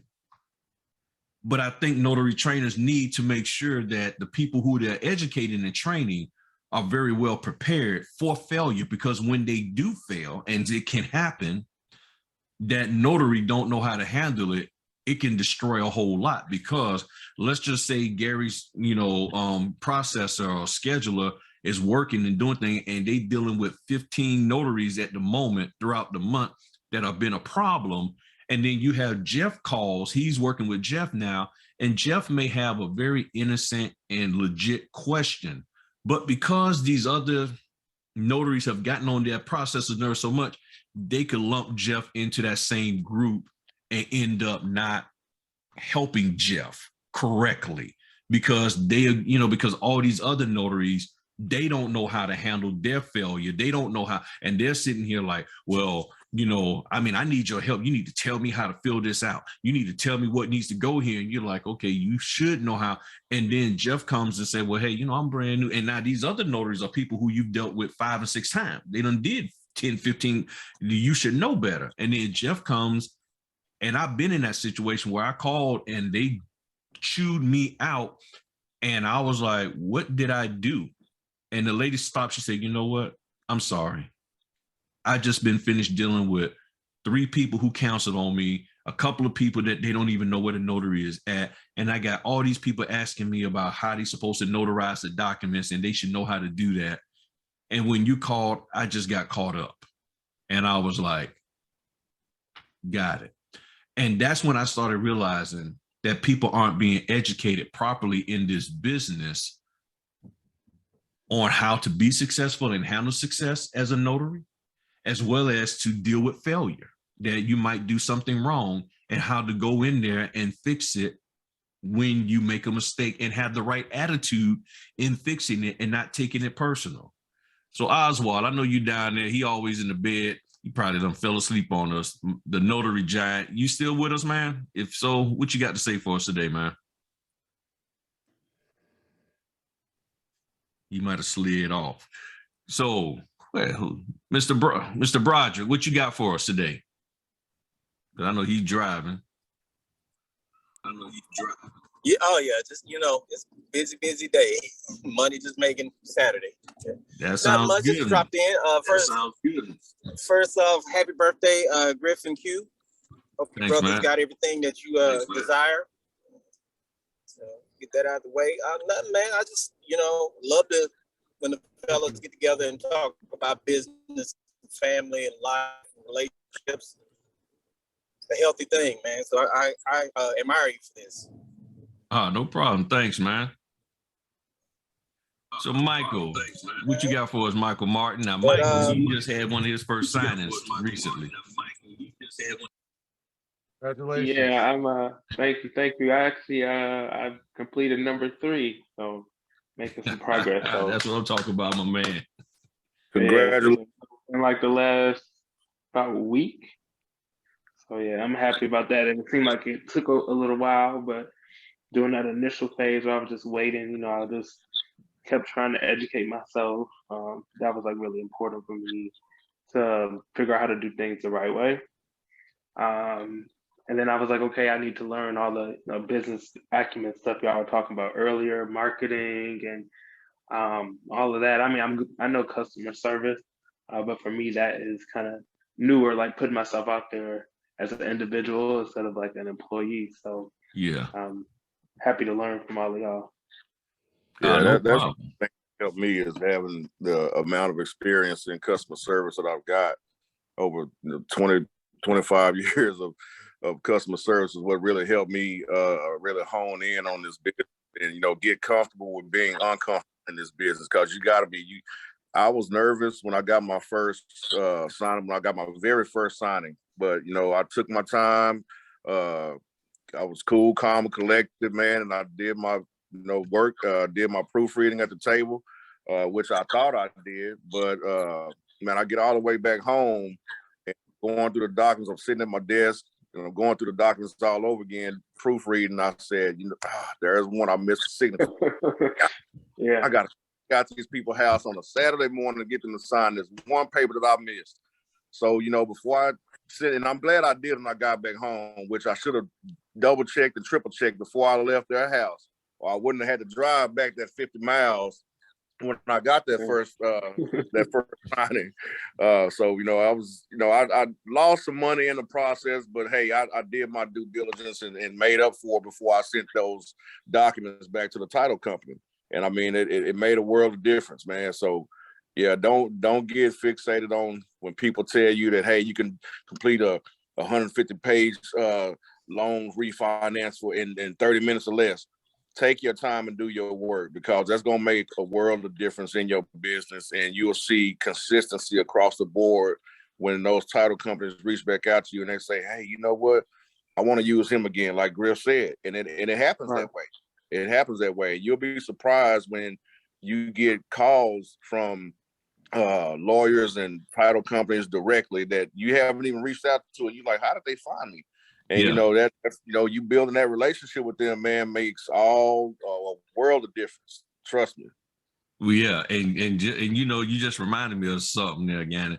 Yesterday, I got a phone call from somebody in New York saying that somebody up there in New York referred me to this company to do a Ron closing. And I was like, okay. I was like, Wow. I mean, it caught me on guard. I meant to ask like the particulars, but the lady was saying, you could tell she was real busy. She was trying to hurry up and get it done because she was like, yeah, we use Signex and we can't do a foreign national. And anybody who's doing Ron, and if you're on any of these platforms, the first thing you need to ask is the person foreign national? Because if they're foreign national, most of those platforms won't allow them to go through the KBA check, which is called knowledge-based authentication. And you have to, and I think, and maybe Q could answer that, I think Amy platform may be able to support that. So I, a lot of times refer them to Cyberize it and everything, in which I got to finish getting on her platform. She can handle everything. Her platform does everything. Gotcha. Platform is the most robust thing that's out there right now. It's amazing. Gotcha. So Cyberize it. If you're doing Ron, you get onto that. So, but what I was just amazed at, somebody all the way in New York was like, hit Griff up down in Virginia. And I was like, bet, you know, Wow. But even though I knew I couldn't do it at that moment, what I did was I referred her to somebody, which was Amy, for Cyberize it, and say, hey, give Amy a call, and got the number and say, here you go, give her a call. They should be able to accommodate you and everything. So, I mean, that's the key things there. I mean, if as business owners, if we have the right mindset, and it's not about, and one of the things, okay, I'm gonna just put this out here. Do not use, you can use, I will say this, you can use another business, but I don't think it's good to use this industry, this business, notary business, as a way to validate yourself, because you've had issues in your life of other people validating you or making you feel special. And I know, and because it's easy to like, okay, wow, I'm doing the notary, I'm something special. Do this thing with integrity and correctness, because just as, and I don't even know if I got the paper around anymore, but let me see, do I have that paper? Nope, I don't have it. I'll find it later. But the thing is, stop trying to be a boss. Stop trying to figure out how you can get umpteen dozen people to work under you when you haven't really figured out this business for yourself. And if you're so busy, and this is for men and women alike, if you're so busy, then maybe you need to scale back something, because if you got that stuff much going on to where you got 2-3 businesses over here, and then you say, I'm gonna be a notary, and within 3 weeks of being a notary, I need a personal assistant to have to handle my notary business. I'm like, whoa, okay. Is it really to handle the notary business, or is it so that you can put time into other businesses, as I was sharing with Jermaine earlier, to make sure that what you do with the notary business doesn't cause a defect in your other businesses? And on my YouTube channel, I've talked about that a lot, you know, about managing multiple streams of income. Because one of the things, if you notice, no sooner than a person comes in as a notary, the first thing somebody is telling them, you need to get another stream,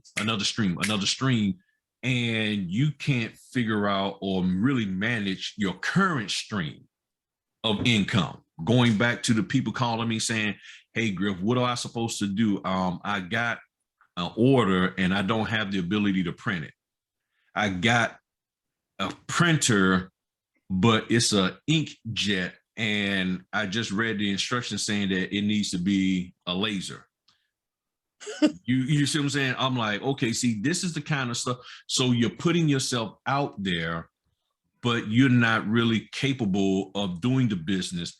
And this is causing you to get blacklisted. You know, I've talked to people who have done orders where they've sat there and called the title company or called somebody, the signing company, and literally asked them, do I supposed to have the people sign this document? And I've had this happen at least 6 times. That's big no. Right. So you're calling now, and me and the person, I talked to them about this more recently, a person, and they understood what I said once I said, look, think about it this way. Because with the notary business, I think you got to have a logical thought process. And that's what Q was going toward earlier when he was talking about, there's a lot of emotion in here, emotional. Oh, I can make all this money, but you got to be logical. Okay, Gary sends Michael an order. Michael's calling Gary saying, hey, or one of his associates that's working with him, okay, I got this loan document and I see this signature spot and I see this initial spot. So am I supposed to have the people in front of me sign this? Okay, Gary's like, well, Michael, I gave you the document for the Joneses. Yeah. And are the Joneses in front of you? Yes. And that document is for the Joneses, right? Yeah. So why are you asking me to sign it? That whether or not they need to sign it? Well, I just want to make sure. Now, I've told every single person who comes to me, I tell them the same thing. What you're doing is diverting the responsibility off of you and onto somebody else. Now, every single person who's talked to me about this, that they've done this, they said, well, yeah, I knew that it should have been them signing, but I just wanted to make sure. And I said, the moment you said that, what you're saying is, just in case I might be wrong, I want to be able to say, well, I did what you told me to do. You don't want to take on the responsibility of being a grown-up and making a decision in your own business. So Michael asking Gary, hey, Gary, should I have them sign this document? Gary's like, dude, I gave you the document for them to sign. Why would they not sign the document? Well, I didn't know if somebody else was supposed to sign it. So you're telling me that you think that I gave you a document for the Joneses to sign, for the Joneses to look at, that somebody else needs to sign. It has nothing to do with them. So you mean to tell me I'm paying you $150 to go out here and have somebody who doesn't need to sign this document to look at it, and then you send it back to me with no signatures so I can give it to the title company and then they sign it? The common sense factor, people have the common sense, but they're not operating in it. They're not walking in it. Well, it didn't say that they need to initial. Okay, well, who else should initial it? You get what I'm saying? Keep from getting ready. Right. So what you're saying is, and I tell them all this, what you want is for the document to tell you everything you should do from soup to nuts, from beginning to end, so you don't even have to think. And the reason why I know that is because I've had several people, men and women, tell me, all I want is I want the documents to be one way, so I ain't got to think about what I need to do. And they need to tell me everything that I need. So if a document has borrower on it, oh man, I get so many. Who's supposed to sign this? Okay, you're dealing with a purchase, a sale, or a refinance. So that means the person is either the seller, the borrower, or the owner / refinance person. Which role is the person that's in front of you playing? What does the CD say on the right-hand side, the second line down, the second spot down? It says it's a refinance, right? Yeah. Okay, if it's a refinance, then that means they're the borrower. Okay, so who's the name of the people what's their last name? The Joneses? Is that the name on the document? Yeah. So why do you think they don't need to sign it? Well, I figured it was them, man, but I just want to make sure. So you want me, so you call me so I can tell you, yes, they need to sign it, so that if something come up and it turns out they weren't supposed to sign it, you can say, well, I just did what Griff said. So in other words, you don't want to take responsibility. And here's the dirty little secret. People can smell that on you. When people smell that you are unwilling to take responsibility for yourself and for the actions that you have and for the responsibility that's being given to you, they will find a way to get through this signing with you and they will never use you again. And I've had signing companies tell me that. When we get the documents back, we blacklist them. Period.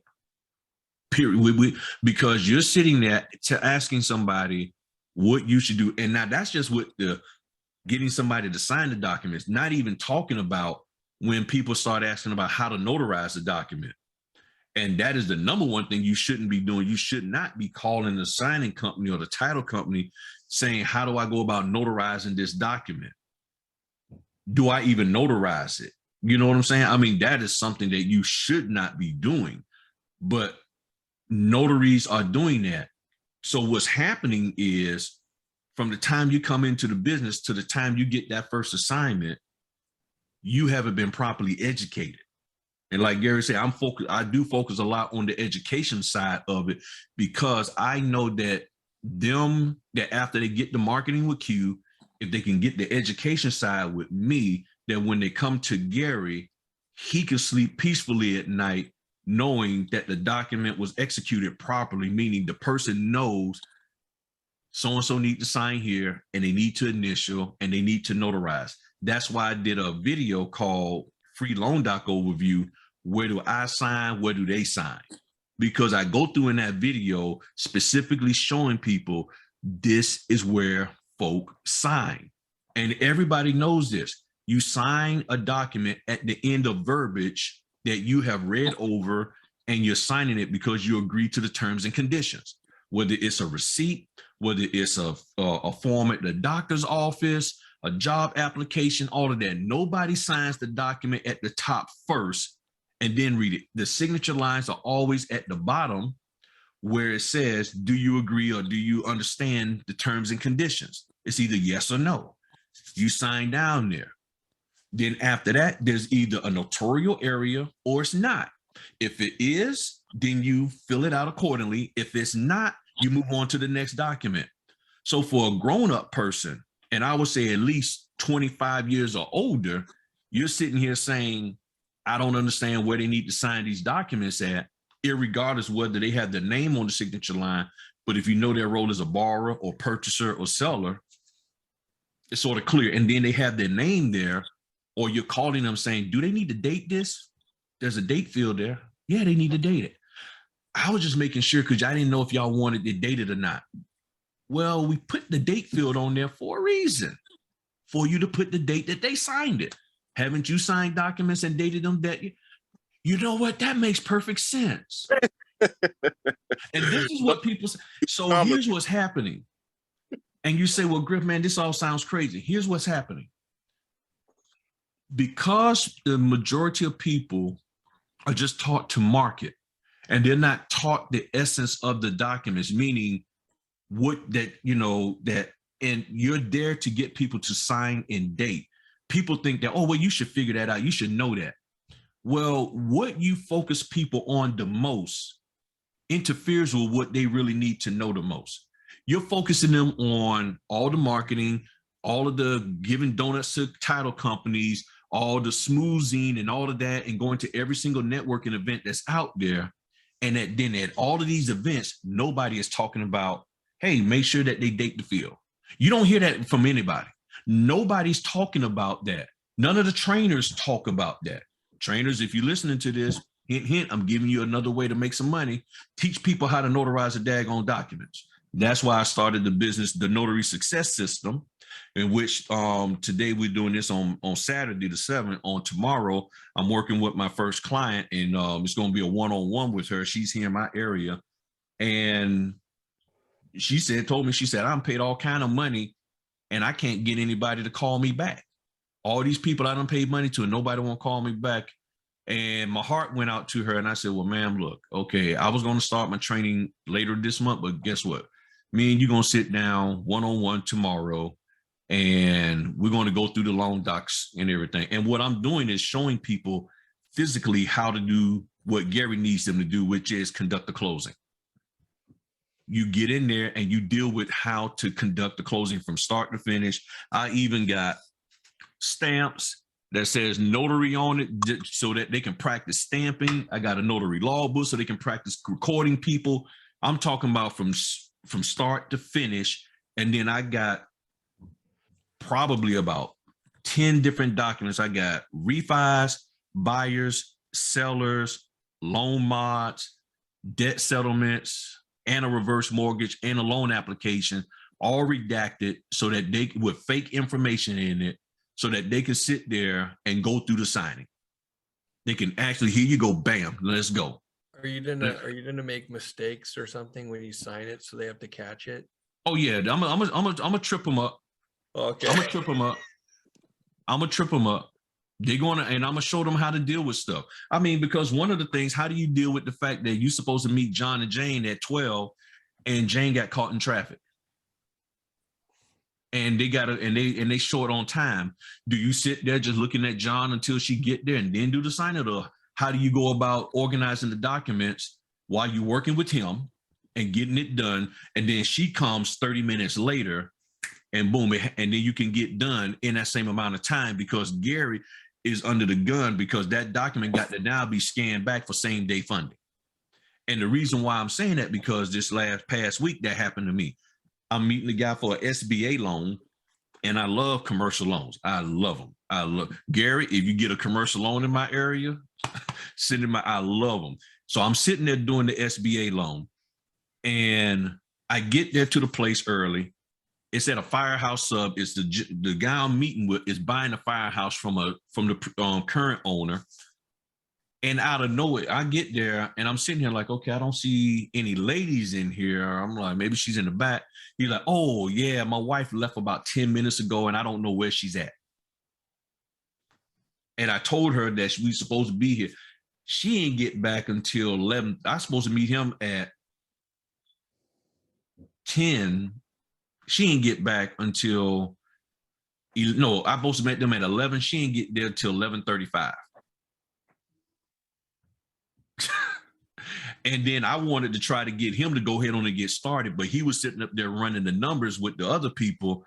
So I was sitting there like, man, so I didn't have a chance to prep the documents ahead of time. So I went ahead on and got them prepped. While I was sitting there waiting, I went ahead on and got everything prepped up, organized and all of that. And then when they came in, then about 5 minutes before we was finished, the wife got up and ran out the firehouse subs. She's allergic to pork. And they was frying some bacon back there. So that meant now I had to finish doing the signing with him, and then she's outside. So what did I do? I said, instead of me trying to move all of this stuff outside where it's windy, I went through the document and I pulled out every single page in there that was remaining that she needed to sign. And I had her, and I stood out there with the clipboard and had her sign all of those pages. And then I went back in there and helped him out. See, that's the kind of stuff that people aren't taught how to handle. Because what the average notary would do is call Gary. Gary, what do I do? She left, and well, first of all, she ain't here, so I'm leaving. You need to find another notary. Nah, yeah, I had another signing after that, but I'm sticking in there. Or, well, she walked. What do I do? She's over there and he's here. Use your critical thinking skills. It was only 4 or 5 pages documents left for her to sign. I pulled those out, organize them in such a way you use your tabs or something to stick on there so you'll know what goes where. Had her sign it. He signed it, and he was very grateful for the fact that I was able to accommodate and not get flustered behind that. And I got it done. That's the kind of stuff that notaries need to know how to do. I'm not saying that eventually you won't, that's unnecessary fully for you to know the documents. That's good, Gary. Like, okay, so what okay, that's nice. You know the document, you can read through the mortgage and all of that. But guess what? At the end of the day, you didn't notarize it correctly. You forgot 15 initials on the, it was a 15-page deed, and they didn't initial none of it. But I explained it to them. Great. Gary's going to be like, you know what? I don't care about you explaining the document. I don't care about you talking about the who and not the what and the where and not the why and all of that kind of stuff. All that sounds cute and all fine. But what I hired you to do, you failed to do. And that was the thing that happened to me years ago when I first got out of the Navy. I took this job as a file clerk. And my job was simple. I had one job. Take a piece of paper and stick it in the associated folder.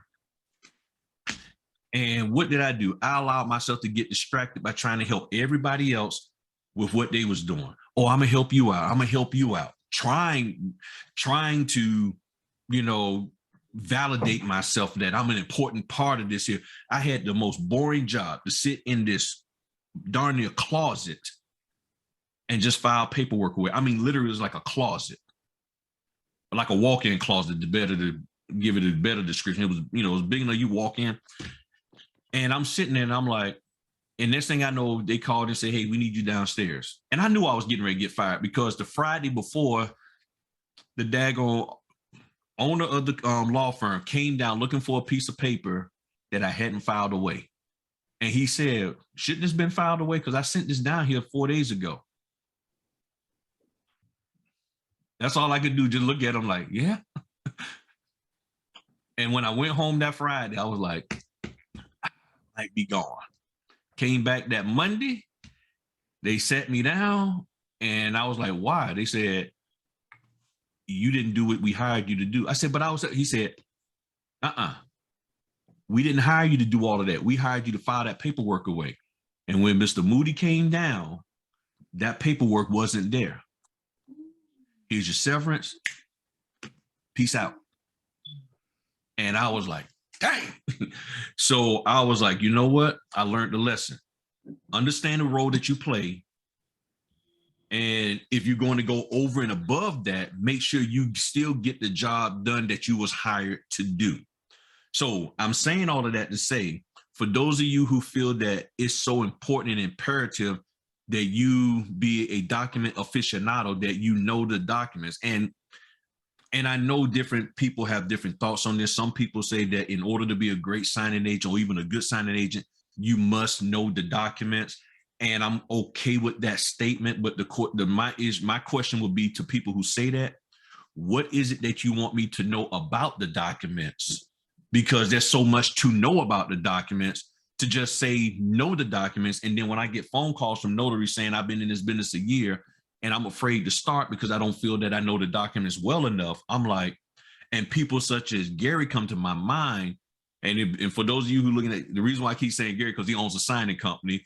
So what thoughts come to my mind is that's 5 or 6 notaries that Gary probably could have in his queue to use, but he can't use them because they're afraid, because they don't know not how to notarize, but they don't know what to say about the contents of the documents.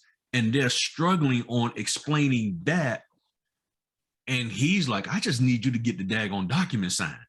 I got a 15-page seller. I don't need you to sit here and break down the CD of the buyers and the sellers. Just get Fred and Ethel to sign the daggone thing and move on to the next page. But notaries are caught up for that. So if you're talking about what I need to know, ...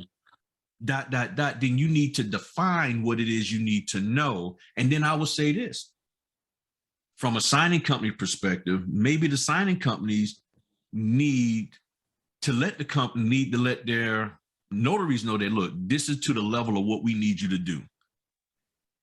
Because Gary may be a company that say, well, yeah, I want you to know the documents. Okay, well, then here's the level of document knowledge that I need you to be at. Or if he's a company that's like, well, no, my clientele is not looking for y'all to be like that, then maybe the signing company needs to communicate that out and say, hey, look, come work with us. Look, you don't have to be the document aficionado. Here's what this is what we need you to do. We need you to know this amount. We need you to do this with the documents, and we need you to explain or not explain these things and then get this part done. Because notaries are truly confused as to how knowledgeable they need to be in the documents, because there's so many people saying you need to be knowledgeable in it. And in order to get knowledgeable in it, you need to take my course. Okay, cool. But here's the thing that a lot of people don't know. About 75% or so of the people who call me who take these courses, after taking them, they still aren't comfortable.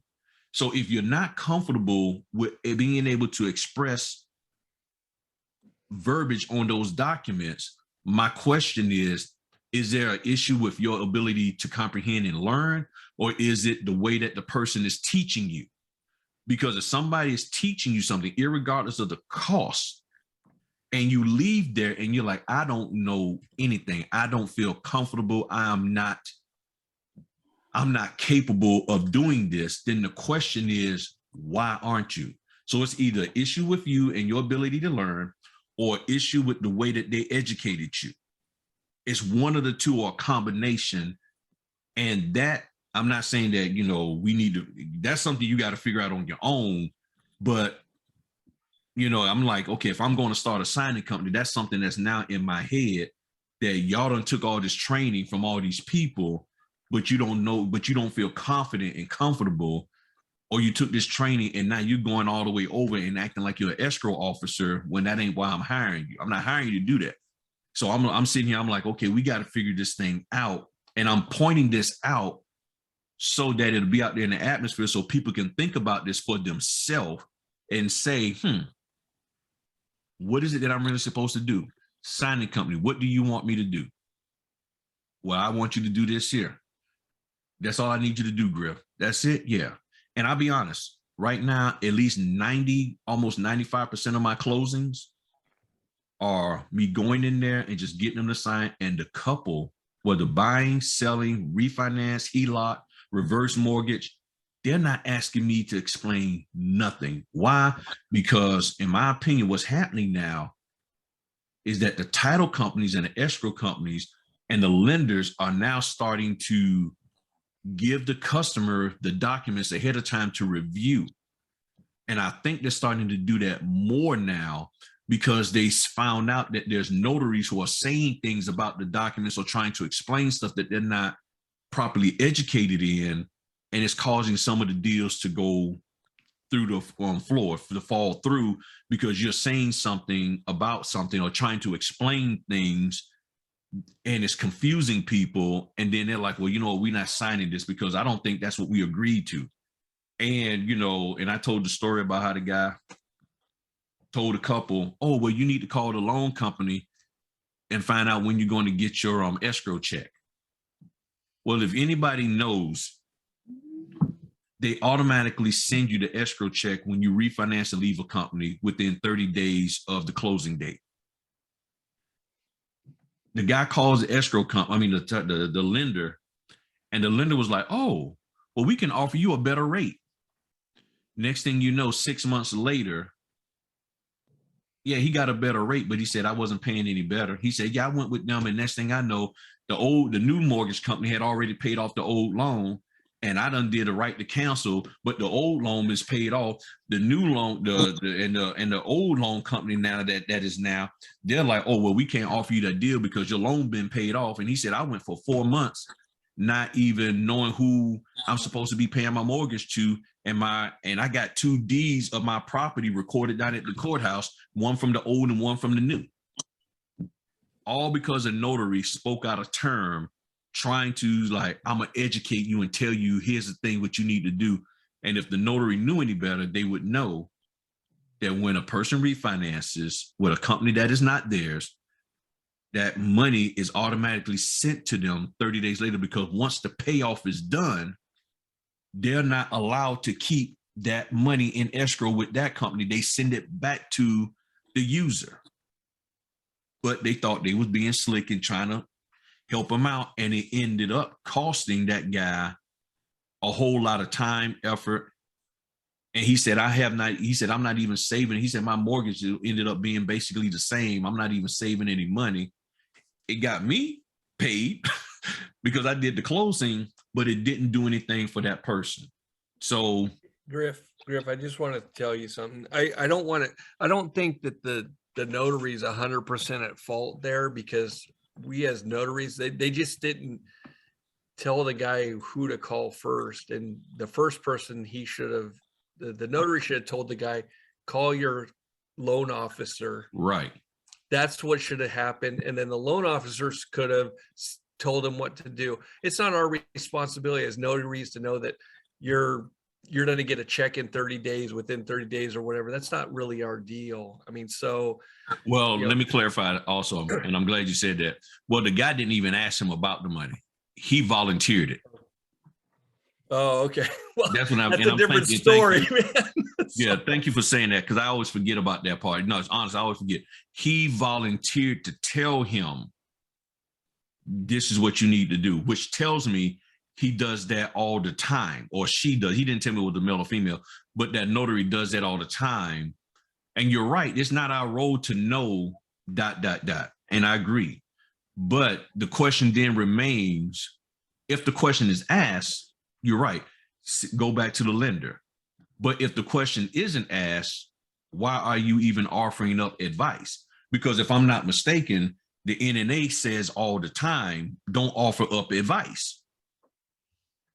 So even from that perspective, you're offering advice that you really shouldn't be, because whether you was asked or not, that doesn't fall in your realm of responsibility in the first place. That's the thing, that the whole point that I was making. So I'm not trying to say it where he was at fault from the standpoint of possibly, or she, sharing advice that didn't fall within their purview. And that's one of the things that we have to be mindful of, because I hear notaries out there talking about they was trained to do all of these extra things. But again, when these Facebook groups and Clubhouse and all of that, you hardly ever hear anybody talking about being taught proper notarizations, which again, people who's in Gary's position of owning a signing company, that's the whole point of hiring a notary, is to ensure that the documents are notarized right. And if the notary can't do that, all of that other stuff is mute. Because you send the documents back and it's like, what did I hire you to do? Yeah, I know. Okay, but you didn't do that. But I did a good job explaining everything. So that's my concern. And I would say that's the problem that I'm hearing from signing companies when I talk to them, is that, and they don't even talk about, they don't care about the notary. Really, honestly, they said they don't care about the notary explaining anything, as long as it doesn't kill the deal. But it's the inability to execute the documents or get them recorded at the courthouse because the notary didn't notarize the stuff right. What you got, Jeff? Right. So, yeah, and I agree with you. And so I lost my thought, but about notary, we all need to know how to notarize for sure. What I want to say is that anybody that's having trouble notarizing loan documents, the loan documents are the easiest things to notarize, because it's all laid out. It's not like general notary work when somebody says, hey, I wrote up this letter, I need it notarized. And you're like, okay. And you have to ask them 25 questions to try and get them to, tell what kind of notary act you want on the document versus loan documents. It's all laid out. It's a jurat, it's acknowledgement. It's all laid there. So I don't know why somebody would have trouble figuring out how to notarize. I mean, of course, I'm here in California, so we have to go through 6 hours of training. So we, it might be different than somebody that's in a different state, but we have to go through all this training. So when we leave that class, we know what we have to do. We know how to fill out our journal. We know how to stamp, how to sign, all that stuff, So, I can't talk about all the states because everybody's different. And, I think Bill was telling me that all you have to do is have a heartbeat in Arizona and you go sign a paper and you're a notary or something. Yeah. Same here in Virginia. Yeah. It's the same here in Virginia, man. All you got to do, look, when I went and got my commission, there was at least 20 or 30, I would say at the highest I could think, about 30 notarial certificate envelopes waiting for people to pick them up when I did my renewal. And I'm sitting there like, wow, okay, that's a lot. She said, yeah, it's been a big boom. Now the courthouse, they don't know what's going on out here in the real world. They just working their job. And I was like, yeah, it's a lot of notaries hopping in the business. She was like, I don't know what's going on, but yeah, every day we got a couple of notaries coming out and picking up their certificates and stuff and all of that. So this is a great business, but us as individual business owners, we do have to be mindful that not everybody has our best interests at heart, that there are slicksters out here. There are people who will do what they can to take advantage of us because they themselves don't want to run the notary business, per se. They just want to get out here and make some money. And then they realize that ripping and running back and forth is more than what they expected. So they're like, okay, and this doesn't fall in the garage arena, but then some of them are now, I'm gonna start a signing company because I want to make 6,000-7,000 a month, but I don't want to go and do 50, 60 closings. And in my area, I'm not going to get $300 a signing. I'm going to get probably 100 or 85. And I don't want to do that level of effort, or I might not even be in a position because of my, my family life. So my family life doesn't support me doing that. So I just start a signing company. And this is what people have told me. That's why I respect Gary. Gary saw something strategic. He saw a way that he can make things work a little bit better for him. Because I think you still work a W-2, correct? You still work with, I think he still works in the bank in industry. Yeah, as a processor. Right. So he's still working. But then you have people who are literally full-time in the business, and they realize that there's a level of time and effort that they have to put into being a signing agent, and they don't want to do that. So they're like, well, I'm gonna just get a whole bunch of people to do it for me. Okay, cool. But then here's the problem. And this is why I respect Gary, because I already know that he can do this part. He knows how to manage people. He knows how to manage expectations of the notaries. You get somebody who barely can manage themselves and their own expectations. They can't be on time themselves. And now they got to deal with 15, 20, 30 notaries across the United States. You attract who you are, not what you want. So if you are a person who is unorganized, unfocused, unfiltered, you are going to attract those type of people in your organization. Even though they may be in California, even though you're in Texas or whatever, you will attract those kind of people. And that's what you got to deal with. So in other words, you're going to be dealing with yourself, and you're going to be upset with them for acting the way that you was already acting. Because somebody who is of quality, who is on point, who is organized, the moment they see you aren't, they're going to leave you. They're not going to be around you anymore. So the only people who you're going to have left to do closings for you are people who are like you, because they're like, well, we're the same. Okay. Yeah. And then you're going to, and that's how, and now you got, and then you're going to be hoping and praying and stressed out with ulcers that person don't act like you did and double side print, or try to find a way not to give the documents to the customer and all that kind of stuff, and handing people documents on flash drives and things of that nature. That's what's going on. Yeah, Jermaine, people are doing that. Saving documents and burning them to a CD. And I said, the average computer now don't even have a CD on it. So you're burning a CD and giving it to them for their documents. And see, let me cover this here. One of the reasons why people have those documents, they have the clean copy of the documents that's not double-side printed, is because at some point in time, and on average, and I've been looking and listening to the research, people refinance their houses probably, like they say, like once every 7 years. So when they refinance, the new mortgage company, or even the existing company in some cases, but the new mortgage company will say, we need a copy of the first page of the deed and the whole note and the original and the CD. Well, where are they going to get that from? From the copy that was given to the notary, given to them by the notary 7 years ago. If they got a CD and now their new computer they have doesn't have a CD player on there, or if they got a flash drive and they done lost a flash drive, now they don't have the documents and they might not be able to get that refinance. So what you do today could affect somebody in 7 years when they're trying to refinance a property, or even sooner if they're trying to refinance and pull cash out to take care of some kind of personal emergency in their life, or trying to get into real estate investing, because that's what I've been seeing. People pulling out $100,000 so they can go buy a rental property cash, or 2 or 3 properties. And then the notary from before printed everything double-sided, or in all of that, or didn't give them documents at all. And I will say this, if you are a notary, which all of us here are, and somebody comes to you and they're not conducting the closing correctly, you need to stop them.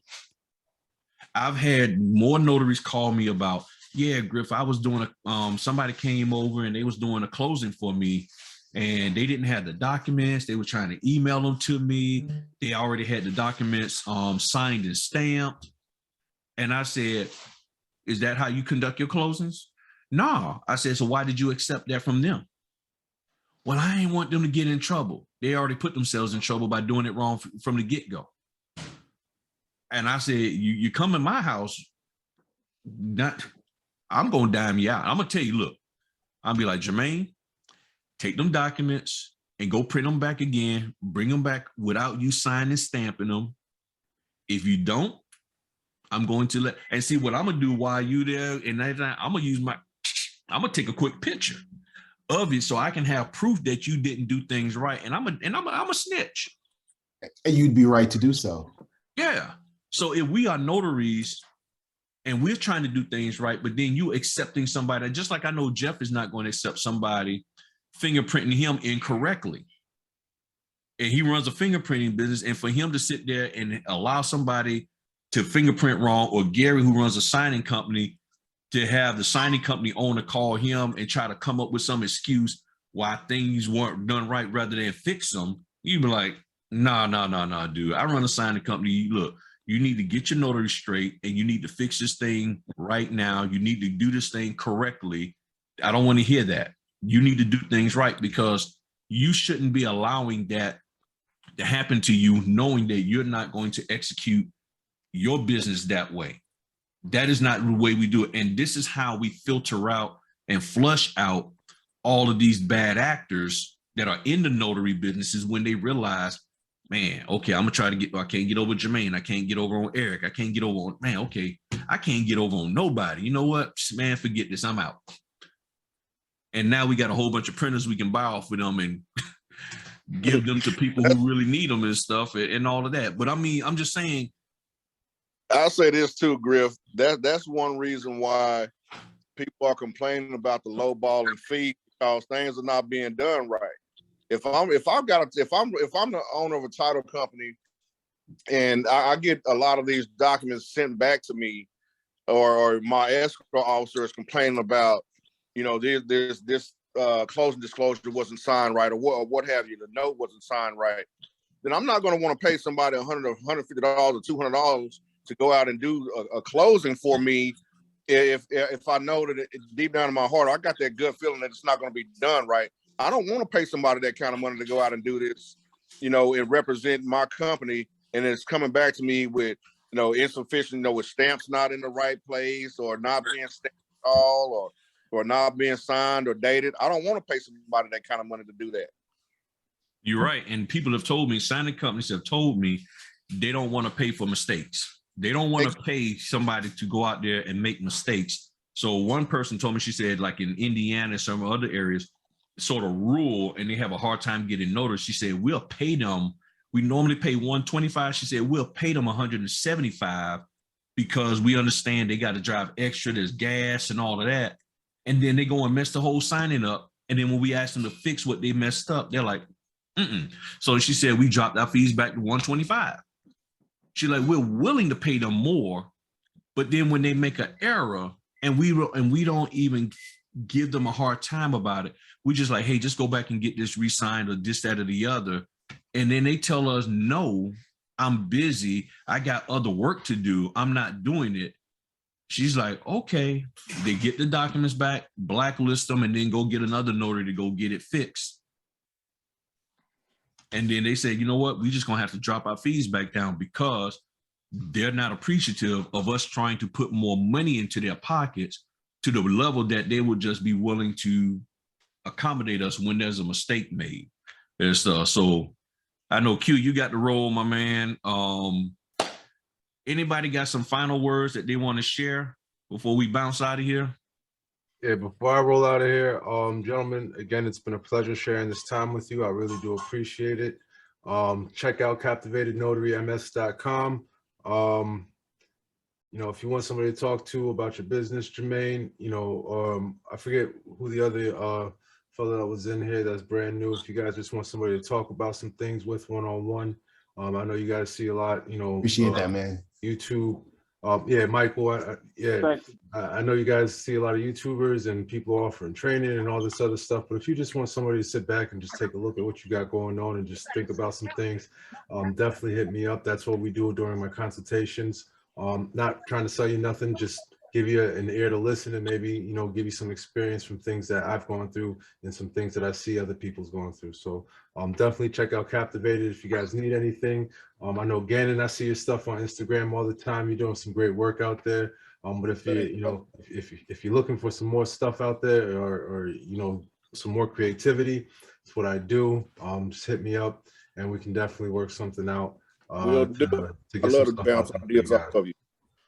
Yeah, All right. I'd love to bounce off ideas off of you. And, you know, same goes for anybody else. You know, if there's anything that I can help anybody with that's new, hey, don't be afraid to reach out to me. My Instagram is rush-hour-notary.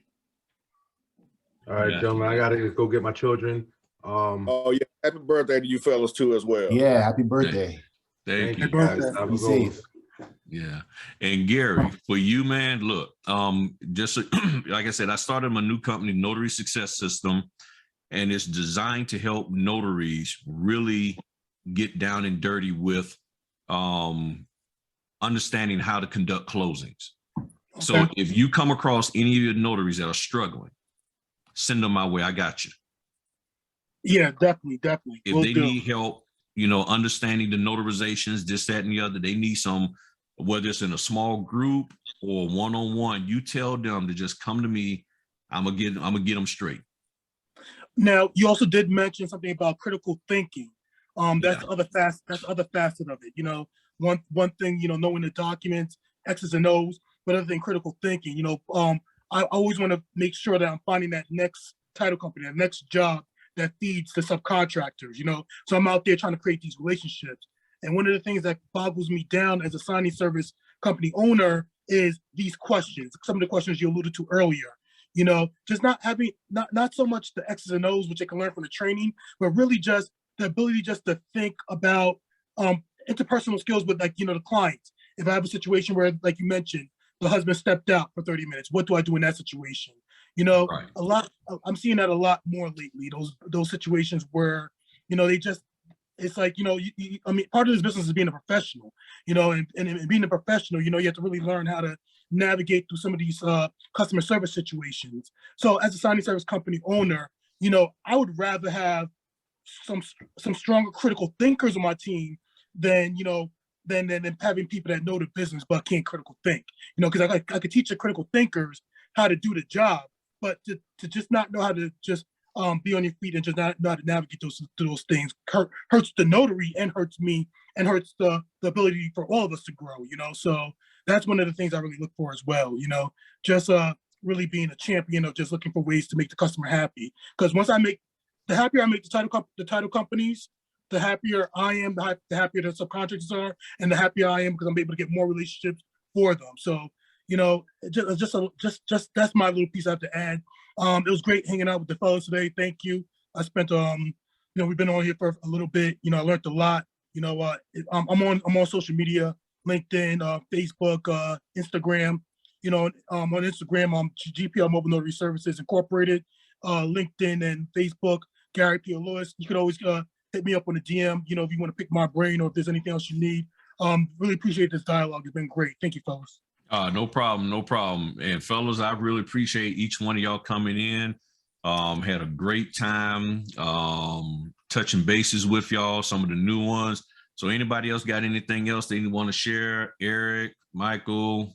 Yeah, I do. You need to do this more often. Yeah, I agree with Jeff. I think we should do this about once a month, man.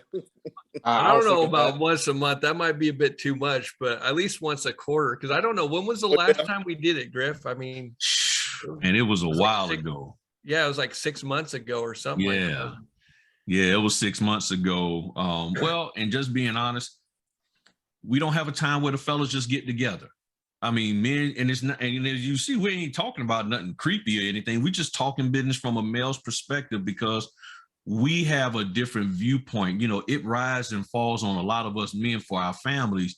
And sometimes we have ideas and thoughts and we just look at things different. It's not that a young lady is looking at things incorrectly. She's looking at things based off of who she is and her experiences and all of that. But the fellas, sometimes we don't take the time out to just talk to each other and to get each other, just to feed off of each other's energy. You know, just like, okay, well, you know, like I've learned a lot from y'all. You know, I love Jermaine. You know, he got that laid back, you know, I'm like, okay, I got another photographer over here. So I'm already thinking in my head, man, okay, if he does photography, I'm like, all right, I'm already seeing how that can turn into some other things that he can benefit. Like, okay, well, him and Q could work together with the photography because he might be able to hit some pictures and things, landscaping. You know, I'm just thinking all kinds of stuff. I'm like, yeah, because with Q and the stuff he's doing, and I'm like, all right, cool, you know. So I can just see how it can work. And without us sometimes just getting together, chopping it up, you know, iron sharpening iron, strengthening each other, it doesn't happen. Because honestly, sometimes as men, we can just be out there and we can feel alone. We could really do feel alone. And I'll be honest with y'all. Outside of y'all, there ain't no fellas who I really kick it with. You know, my phone don't be ringing from the fellas calling me about, you know, hey, let's check out the playoff games and all of that stuff. I don't have them kind of dudes in my life. You know, I really don't. That's just never been me. You know, it's me, the wife, you know, she running her business, so we supporting each other in that. So, and then a lot of the fellas who I've come across, they're like, you know, their focus isn't where I want it to be. I don't have mine hanging with them. But then when they want to hang, it's like, okay, well, I start thinking, okay, yeah, we can hang, but sitting at Buffalo Wild Wings, spending $60 on them wings, I could put that into my business. And I can fix my own wings. Just like when we finish here, I'm about to throw down on some salmon. I already got the salmon laid out. I got some hickory seasoning, all that. I got my stuff already seasoned, so I'm about to throw down on some salmon. So it's like, as a business owner, you start thinking about, okay, when do I need to chill? Do I need to chill out there at $60 a pop? Or can I chill here and invest $60 back into my business, or invest some time helping another person grow their business, which will reflect back on me? You see what I'm saying? I would rather do that and help out Gary notaries who might be struggling with notarizations, because long term, that's going to help the whole industry out. So I'd rather do that than to go spend 60. I'd rather go invest time with his people to help them out, which will give him peace of mind and can help him expand, because I would love to see him expand his reach into my area that could provide more opportunities of revenue for not only just for me, but for the other notaries in my area, being another signing company that can get work done here. But if he got questionable notaries and those lenders are like, I don't know, Gary, the people you got where we at, you know, they're like, but if you got somebody who can help his notaries out and they're like, oh, you using that guy? And that, okay, yeah, we can expand our reach over there. See, that's where I'm thinking. And a lot of people are just, they right here. I'm already past here. I'm like, I can help Gary's people out, which can help this. Same thing with Jeff with the fingerprint. And I'm still trying to figure out how I can help Jeff with that. All of this stuff. That's where our mindsets needs to be. You know, everything. So yeah, always thinking outside the box. Yep. Right. Yeah. Yeah. I wanted to just like interject really quickly. Jeff, thank you for making those Apostille videos driving up to the Secretary of State, because I watched that on YouTube. It was good to see, you know. So thank you for that. I think I've started following you too as well on like YouTube. But yeah, thank you for that. Those videos. You're welcome. Yeah. I don't have a lot of great video content, but I try and do things that everybody else is not doing. So yeah. You got anything, Eric? Not at the moment. I hit a blank spot, but I'll get back with you. All right. One more. All right. Jermaine, Anybody else? Jermaine, are you on? What was that? I appreciate it. I appreciate, you know, Griff setting this up, and this is just awesome to, like, you know, just kick it with y'all and get to know you, and yeah, I look forward to just sharing more ideas and growing together. It's a Gotcha. beautiful thing. What you And saying, Gary, Gannon? you on LinkedIn and Instagram already. I think I follow you already. But Jermaine, are you on Instagram as well too?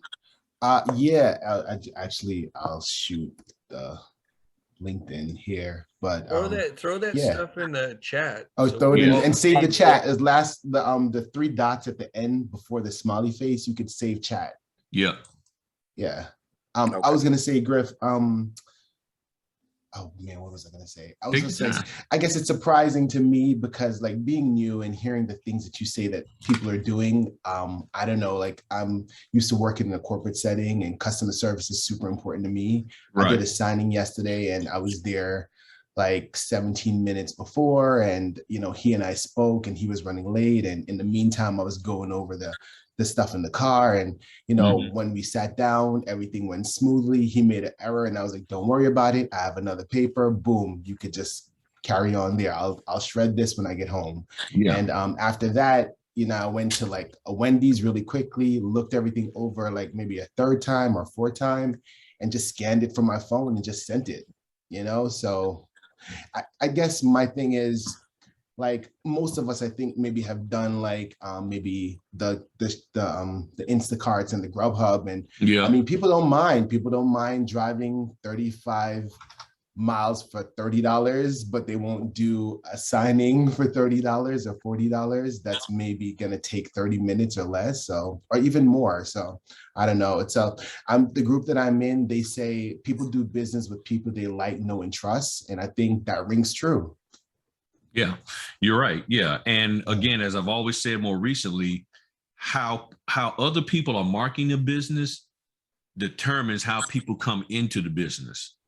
So if somebody markets the business that you need to make $300 a signing, well, when that person comes across Gary, that's where their mind is at.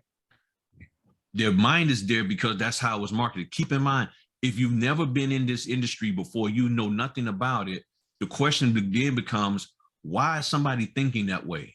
You're only 22 years old, this person might be, or 40 years old, and you never even knew about this. So all of a sudden you're thinking this way. Why are you thinking that you should be able to print 2-sided or not give the down? Somebody is telling you that. Somebody must have told you that you can only print on letter instead of letter and legal when the instruction says that.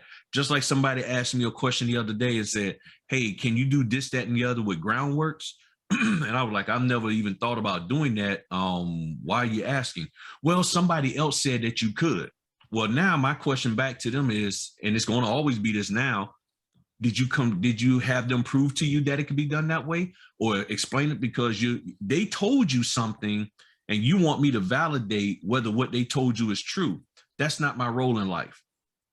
If they opened their mouth and told you that you can print all the pages letter instead of letter and legal, then you need to find out from them why they're able to do that and who told them they could, and justify it to you rather than asking me, is that okay to do? Just like somebody asked me in the live yesterday, hey, with FedEx, if we don't get the documents there in time, is that okay? I don't know. You need to talk to the person who hiring you, because they might need the documents the next day. You're not going, and I tell people all the time, I'm smart enough to know that you're trying to trip me up. Maybe not intentional, but you're asking me like, well, Griff, you seem to be knowledgeable. Yes, I'm somewhat knowledgeable, but at the same time, I'm not going to sit here and give you an answer for you to sit here and blame me when it blows up in your face. And that's what people are doing out there. They'll sit there and ask me, well, can I do this? I just wanted to hear what your thoughts on. Okay, what did the signing company say? Well, I didn't ask them. Then why don't you go ask them first? They're the ones who sent you the order, right? Yeah. Because my thing is this: if you're unwilling to ask them whether you can do something, more than likely you already know you're not supposed to. But asking me or some other notary whether or not it's okay for you to do something and you haven't verified that with the company that is paying you, that right there is you shirking your responsibilities and trying to put the onus on me and the responsibility on me and the blame on me or somebody else, rather than taking it for yourself. If you believe this is something that you should do, then go do it. You don't even need to ask me. What you got, Eric?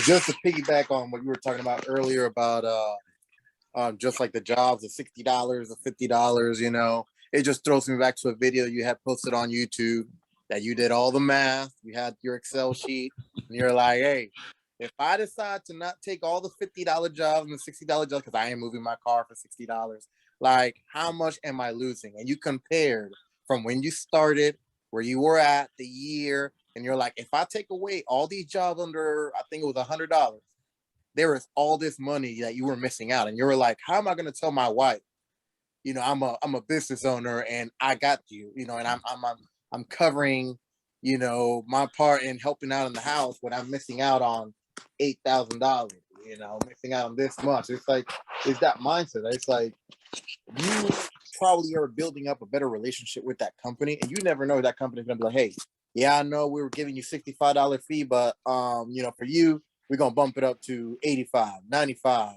100. You never know. They might refer you to somebody else, you know, and it's like you saying, they're hearing it from somewhere. You know, you see these pages and people are like, you know, they're stealing from us. I ain't moving my finger for, you know, $50. But then it's like 13, 15 pages. You know, it's not like 150 pages. It's not 200 pages. It's like 15 pages. Like I've seen it. I just got an offer the other day, $65 for like 15 pages. Yeah. You know, and you know, your choice if you choose not to do it. But like you were saying, you know, you hungry, you want to take everybody's job, you know, like that motivates you. You eat from everywhere, you know, but yeah. Yeah, and If that's you're why I'm able to hungry do enough- good now. I'm able to do good now for what I did 4 years ago. And now that things are changing, companies are like, okay, we can rely on Griff because we know he'll go out there and do it. What you got, Jeff? I was just gonna say, if you're hungry enough, you'll take the $50 job. You'll take whatever they get you, you know. But if you're not hungry enough, then yeah, you'll bypass those jobs, right? Yeah. Yeah. If you're not motivated enough, you won't take those jobs either. But like you said, you know, you take those jobs, you never know what kind of, you know, long-term relationship that could turn into. Just like leaving your business cards, like you said, at the checkout stand in the grocery store. You never know who could pick up that business card and be like, oh, hey, here, you know what? It could be just that. It could be that one escrow officer behind you in line at Kroger's or Walmart that say, oh, you know, here's a business card right here from a notary. I can use him. And, you know, it's just like a rapper or R&B singer who are trying to get their music in the right producer's hands. You never know by leaving those business cards somewhere who's going to pick it up, and it's going to be that right connection that's going to boost your business to the top. Mm-hmm. Yeah. Look, if you want some motivation, go look at on Hulu, the Wu-Tang Clan. Look at what they went through. That little docu-series, it's raw. But I'm going to tell you, when you look at what they had to go through and what they was willing to do and give up in order to do what they're doing and to come up with the concept of having that many people rapping at one time. I mean, they were sitting up here jerry rigging the daggone payphone and all of that kind of stuff. I mean, when you look at what they did, when you really want to be successful, you're going to go out here and make the sacrifice and do what you have to do. But if you want the success to be on paper, just look good, then you're not necessarily going to do everything that you need to do. You're going because you got to do it. The W-2 is they're doing it, and all you got to do is show up. But the business is you doing it. You got to do it, you know. And it's in the part that just sort of bugs me the most is that a lot of the people, male and female, they don't raise their kids the way they run this business. They don't raise their kids like that. They tell their kids, you go for it, you get it. Okay, you're riding the bench this year. Well, you go work doubly hard so you can start. You're gonna be a starter. But then they're sitting here trying to ride the bench and trying to get everybody else and just trying to take the easy way out with operating the business. But that ain't the way you're teaching your son or your daughter. You're telling your son and daughter to be a lion. You're telling your son and daughter to go out there and be the person that goes out there and take the bull by the horns and get control of the situation. And then you're sitting here like, hey, can you tell me what I should do? Can you tell me if I'm supposed to do this? Because if I make a mistake, I want to be able to blame you for telling me wrong. And I'm like, that ain't the way you're telling your son or daughter to live their life. So why are you living your life that way with regards to your YOUR business? And that's something that I had to learn. And once I figured that out and I said, you know what? Boom. And I think, and Jermaine, you'll appreciate this. Years ago, I took a New York Institute of Photography course. And I never did finish the course. And I tell the story all the time. The only thing that I remember, the two things that I remember out of that course that I learned was how to frame, how, you can, how to use taking pictures of people between things, which helps you focus on their face without having all of the other stuff. So you use the framing of items to make them focus on the face more. And then the other thing that they taught me was, take the pictures that nobody else wants to take. That's how you make money. Yeah. If you take the pictures that other people don't want to take, not that you're any better than them, but they say, hey, can you come and do this picture for me at 10 o'clock at night? Okay, yeah. And then they give you a $200 tip. It's the same thing in the notary business too, though. Correct. Right? And I'm sharing that with y'all so y'all can understand why I'm the way I am. I'm this way because I was like this before I ever became a notary. So when the opportunity to take an order, here I am with a daggone root canal that just got done, and I see an order for $50 that's 5 minutes from my house. I'm like, yes, I'm taking it. And I was like, and it's almost, and I felt like that daggone, if y'all been looking at the NBA, the playoffs, you got that commercial with Charles Barkley sitting there, and then the little self of him comes out trying to convince him. If you look at it, just Google Charles Barkley NBA commercials. And it's Charles Barkley supposed to be making a decision to do something, but his subconscious is like, nah, man, you really want to just eat some donuts, and his subconscious is trying to convince him to do the wrong thing. Well, that subconscious don't take that $50. That ain't gonna work for you. I was like, shoot, my tooth is like, thank you.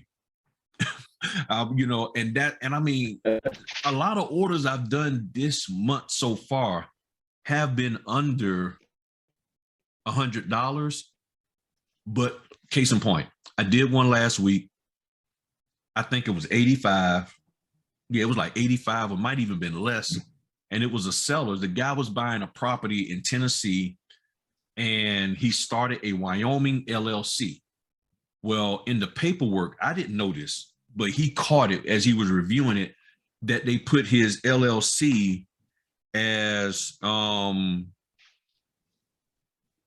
put his LLC as Tennessee instead of Wyoming, which was completely wrong. Well, that signing that should have took 30 minutes ended up taking the whole day. It took the whole day because they had to go redo the paperwork and all of that. Then I had to wait for them to send me the paperwork. Then I had to go do my other signings and then get back to him. So I'm meeting him at 9:30 in the morning. I don't get back to him till 4:30 in the afternoon. And I went and did all of that with no issues, with no fussing, arguing, fighting, any of that. Didn't even ask for extra pay, but they paid me extra because how you ask for extra pay is this. I came to the signing. There was errors with the documents. I've talked to the title company. They're going to correct the documents. I got to go home and print them, and I'll be going back. Oh, we'll pay you extra because you got to go back. So, so it was 85. So it went from 85 to 125. But when I'm leaving the house, the guy was buying, he bought a duplex, real estate investor. And when I'm leaving the house, he's like, let me get your card. Because he liked the fact that I did not allow this crazy situation to stress me out to the point that we couldn't get the closing done. And he was like, give me your card, because he said, yeah, I can use you for my other closing. I tell the story. I went to a closing, signing company hired me, meet the lady. I go in there, it's this lady and her kid and her husband and their dog. And I'm just being pleasant with everybody. I always speak to the kid. I'm telling you, one of the key things to win their hearts over, especially the ladies, when you're going into their house, speak to the kids.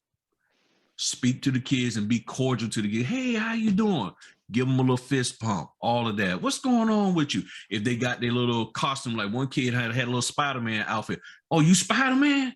I said, am I doing it right? I know how to do it, but that kid, I'm like, am I doing it right? No. You got to do it this way. Show me how to do it. Man, all right, cool.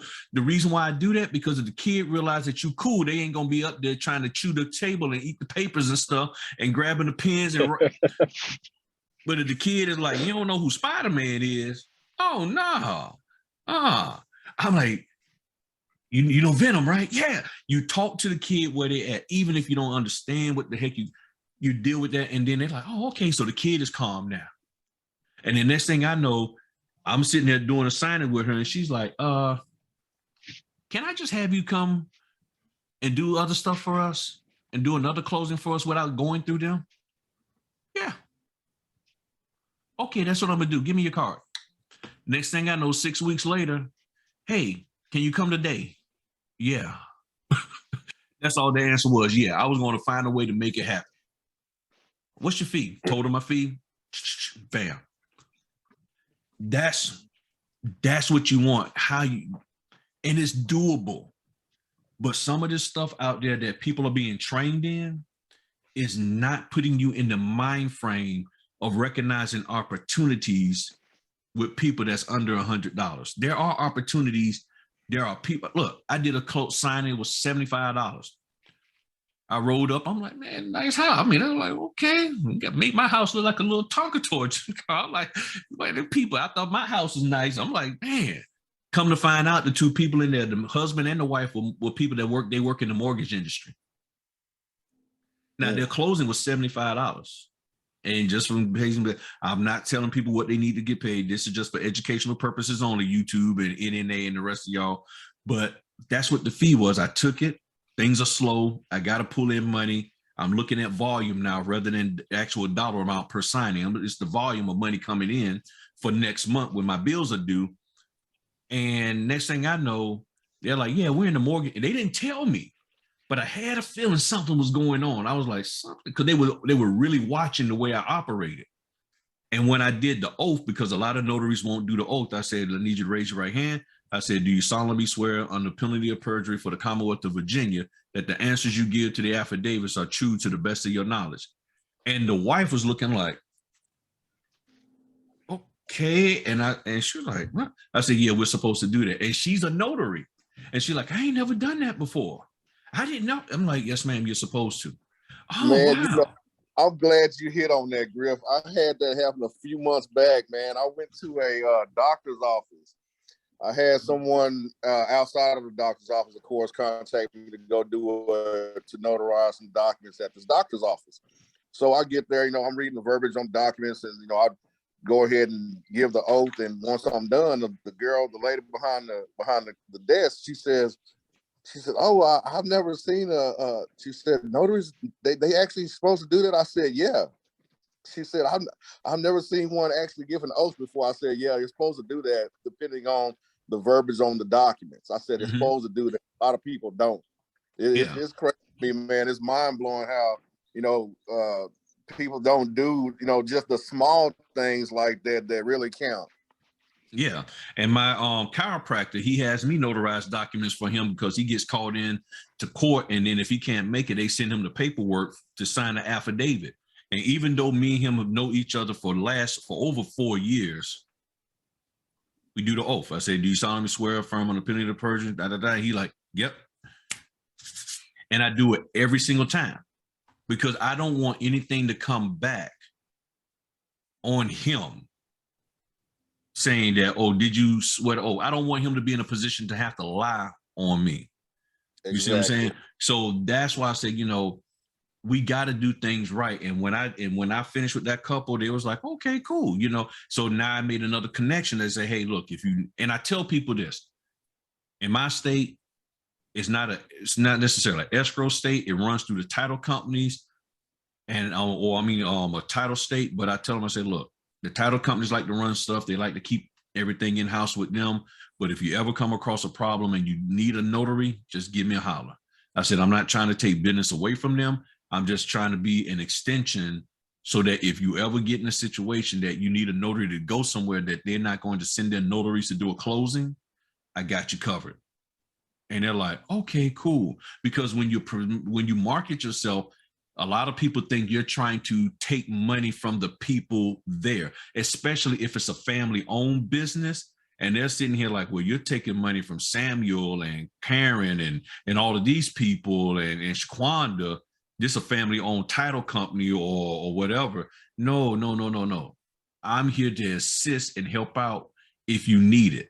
So I'm not here to take business from you. I'm just here in case you got an order that's an hour away. If you need me to go over there for you, I'll do it. Well, how much would you charge? I said, well, we'll figure that out later. I said, I'm sure y'all not going to gyp me. And then, and I shared that and I say that. I said, I know y'all not going to take advantage of me. I mean, because we got to get this done for the client. So I know y'all not going to sit here and give me $2 to go and do a 2-hour round trip. So I said, I'm not worried about that. I'm more concerned about making sure that I can help y'all get this deal done for somebody who's your client and they're an hour away and you can't send your notaries. And I say it that way to leave a seed in their head to make them think. So when I walk out, they're like, oh, now that's the receptionist. And then in the reception, she hears everything. And she hears the boss in the back fussing about, well, we got the Millers and they won't come this far. They talking about they're not coming and we need to get this deal done. And then they got my voice running through the head, the receptionist. Well, that Griffin Notary guy dude said that he'll go. Hey, Miss So-and-so, Griffin Notary said that they'll go. Give them a call. And next thing you know, boom. And then, oh my goodness, check this out, y'all. And I know some of the fellas popping off right now. Check this out. I get a closing, and it was the lady who I said gave me a hug. She gave me this big old hug. And when I got home, I realized, wait a minute, I don't have a shipping label for this. So I was like, I'll deal with it in the morning because I was past the shipping anyway. Come to find out that the attorney's office is in walking distance from my house. I didn't even know it. I didn't even know they did real estate closings. I see it all the time. And every day I pass by there and I'm like, oh, okay, LT Kaplan attorneys, but they don't say anything like what type of attorneys are they? So when I get the shipping label, it says LT Kaplan. I'm like, I've seen that before. Kemp's River Drive. I'm like, wait a minute, Kemp's River Drive. I'm like, wait a minute, and I drive over there and I'm like, I ain't shipping this. I'm going in there to show my face. And I walked in there, gave them, was able to, talk to them. And I said, you mind me giving you my card? I said, no, here's my card. This, that, and the other. I said, well, I figured since y'all right here, no need to delay y'all getting the documents, get you to, okay, thank you. And left. I didn't sit there and try to oversell myself or any of that. And then I bounced on out. Now, whether they call me ever again, I don't know. But I did the documents right. The customers was happy. They was happy the documents got to them. So there's a chance that it could turn into something positive. If it does, great. If I never hear from them, it's no big deal. But I know where they at now and I know what they do. So yeah, now I'm thinking of huh? I said, just because you planted that seed, that's right. One thing I'll say too, plant those seeds and reap the harvest later. Correct. That's what I do, So what needs to happen now, fellas, is that you need to run your business in such a way that if things really hit the fan with the real estate industry, and when they start saying, who can we call on to be a quality notary for us, they think of you. Even with Gannon, he does mostly general notary work, but he's going to do general notary work for an escrow officer or title or somebody who works in one of those offices. And I know if they actually say, do you do other notary? Yeah, I do. The answer is yes. Unless my state tells me not to, I do it. If it can be notarized and I'm legally allowed to do it, the answer is yes. And then they keep that in their mind because he planted the seed. And then next thing you know, it's, hey, Gannon, notice we can do that. He can do this for us. Yes, he can. So this is the role now that you got to put yourself in a position that people will remember you. They will remember you in a time of crisis, in a time where things are all flustered. And that's how I got one of my first direct clients. A year after I met her, she was sitting there. I told her she runs a title company. She was about to shut it down. I said, don't shut down. I said, me and my team, which I didn't really don't have anybody, but I was like, me and my team, we can make sure this notary stuff happens for you. And she was like, yeah, okay, whatever. A year later, she called me. She said, you still do notary? I'm like, yeah. And she was like, you remember? I said, I remember you, ma'am. She's like, I need you because now my business is fully at my house and I can't go out anymore. And I don't want to go out and do the closings. So can you do them for me? I said, no problem. I said, you just tell me when and where. And now I get probably 1 or 2 a month from her. It's not a whole lot, but that 1 or 2 a month, it pays the electric bill. Her money pays the electric bill. And she pays me right then and there on the spot.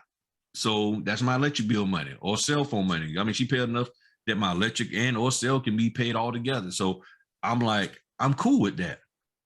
But that was over a year later when she hit me up. But I left a good enough impression with her that I was the one, because the reason why me and her connected, she called other notaries and those other notaries didn't pick up. I was in a signing, and when she called, I picked up. I just picked up the phone. Hey, Griffin Notary, how can I help you? I need my husband need one document notarized. Can you do it? Yeah, I can be there. She said, can you come in the evening? I can be there at 7 o'clock. And that's how the connection was made. Just being available for people when nobody else wants to be available to them. So I'm a bounce, fellas. I think we had a good time on here. I appreciate it. Well, before we roll, we got Matherin in here.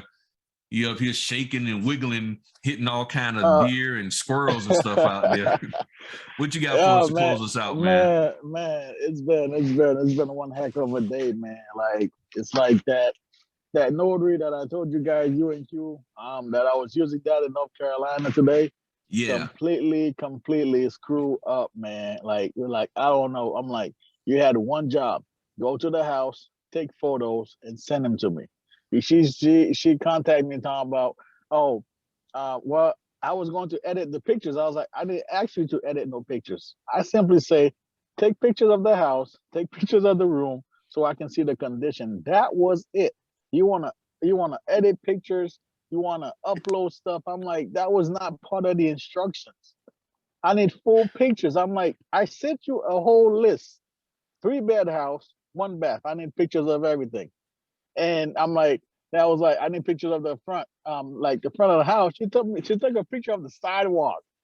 What? I'm like, how? I'm like, so I'm like, just the basic instruction, like follow the instruction. I laid it out. I'm like, so I paid you $100 to send me some pictures, and the pictures I got was completely trash. So now, not only that, she supposedly take a video, right? I'm like, send me the video link. At least I can, watch the video to see the condition of the property. She was like, well, I have to transfer it from this device to the other device. I'm like, didn't you use your phone for this? Then she sent me a snippet of a video recording of the video she took off a different device. I was like, what is this? I feel like I'm dealing with somebody back in the 90s here. I'm like, no, take it with your phone, send it to me, like simple as that. Well, sir, it's gonna take a few hours. I'm like, how?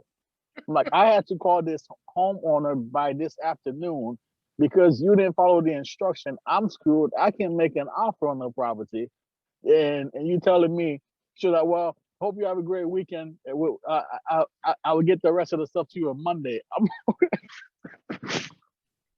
Damn. Oh, fellas, like, as a notary, any business, just follow the directions. Like, that's, if somebody said they want something done this way and give you a full detail of what they are expecting, and you already got paid because you said that, oh, the way you run your business, you get paid and stuff like that. That's fine. But when it comes time for you to deliver the service, you want to just half-ass the job, then you already got paid. Now you telling me, oh, you got to wait till Monday. I got other appointments. I'm like, that's not how you run a business.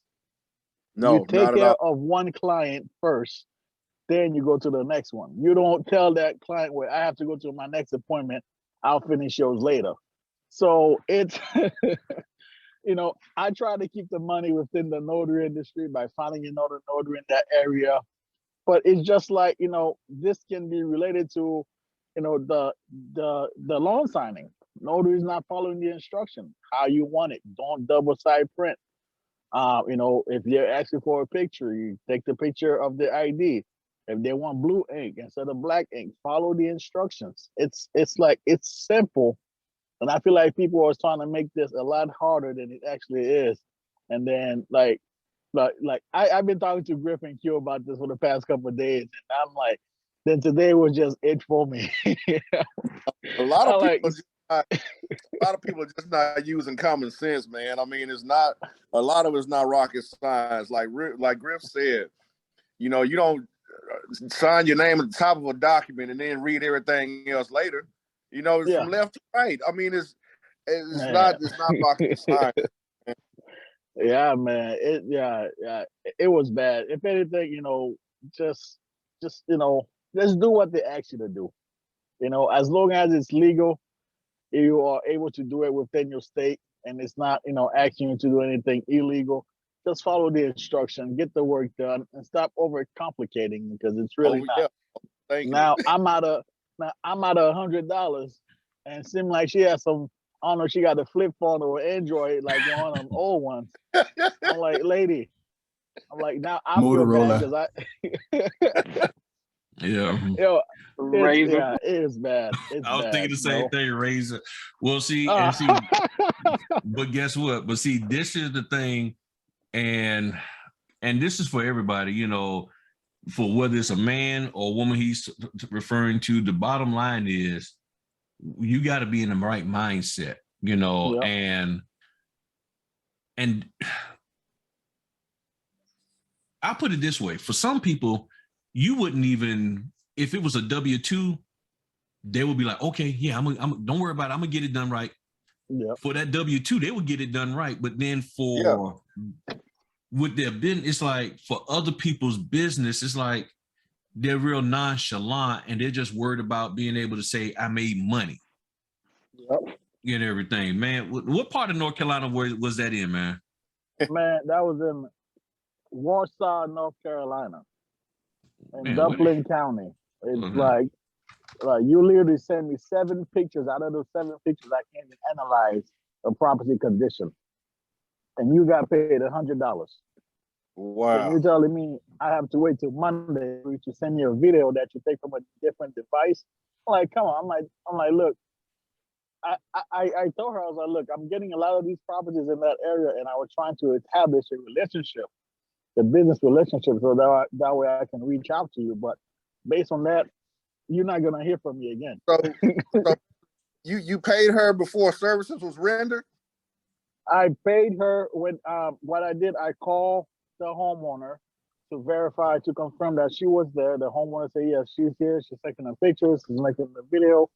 And then she was like, yeah. So then she was like, yeah, so I'm all set. We'd just like to get payment before. I'm like, fine, because that's how I do business here in Massachusetts. Even for general notary work, I always ask for a deposit or a payment. I'm thinking of it of a business standpoint. I'm like, okay, that's the same thing that I do. So maybe that's what she does down there. But you got paid, then you got paid, and I get shitty services. Yeah. Yeah, it was bad. Like, it's bad. I will never use her again. Some people have they still have that broke mindset. You can't give $1 million dream to a broke mindset.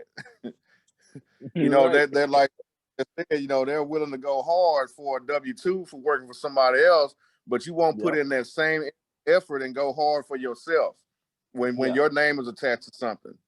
Exactly. Or show up for somebody else who's paying you, at least like you said, do the work. Like you like I always say too, you're gonna get out of this business what you put into it.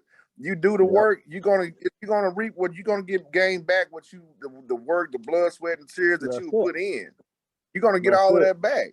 And a lot of people, unfortunately, they don't think that way. They don't think to put their best foot forward and put in the best work possible so they can be the best version of themselves representing their business when their name is attached to something. Exactly. Yep. Absolutely. You better believe I'm gonna put every breath that I have into my body. I'm gonna put all my put my best foot forward, put all my effort into it each and every time. That's how it's supposed to be. My motto is one stamp at a time, one signature at a time, one client at a time. There you go. Yeah, and for Jermaine and Michael, y'all new in the business, I'm telling y'all, just take this advice. Look, it's your business. You have every right I'm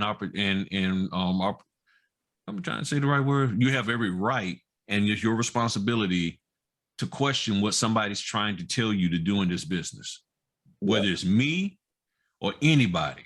I don't have a problem being questioned. Hey man, you said this, and I need to verify or validate something I said. I'm cool. I tell people all the time, if I say something, question me about it. Don't go bugging somebody else about, hey, Griff said that this is what you need to do. Well, Griff said you don't really need to know the documents like that. Okay, well then you need to come talk to Griff and find out why he said that, because there's a reason. I've always said, as a brand new notary, you're getting an order and you got 1 hour to get there, and it's already been delayed because the other notary didn't show up.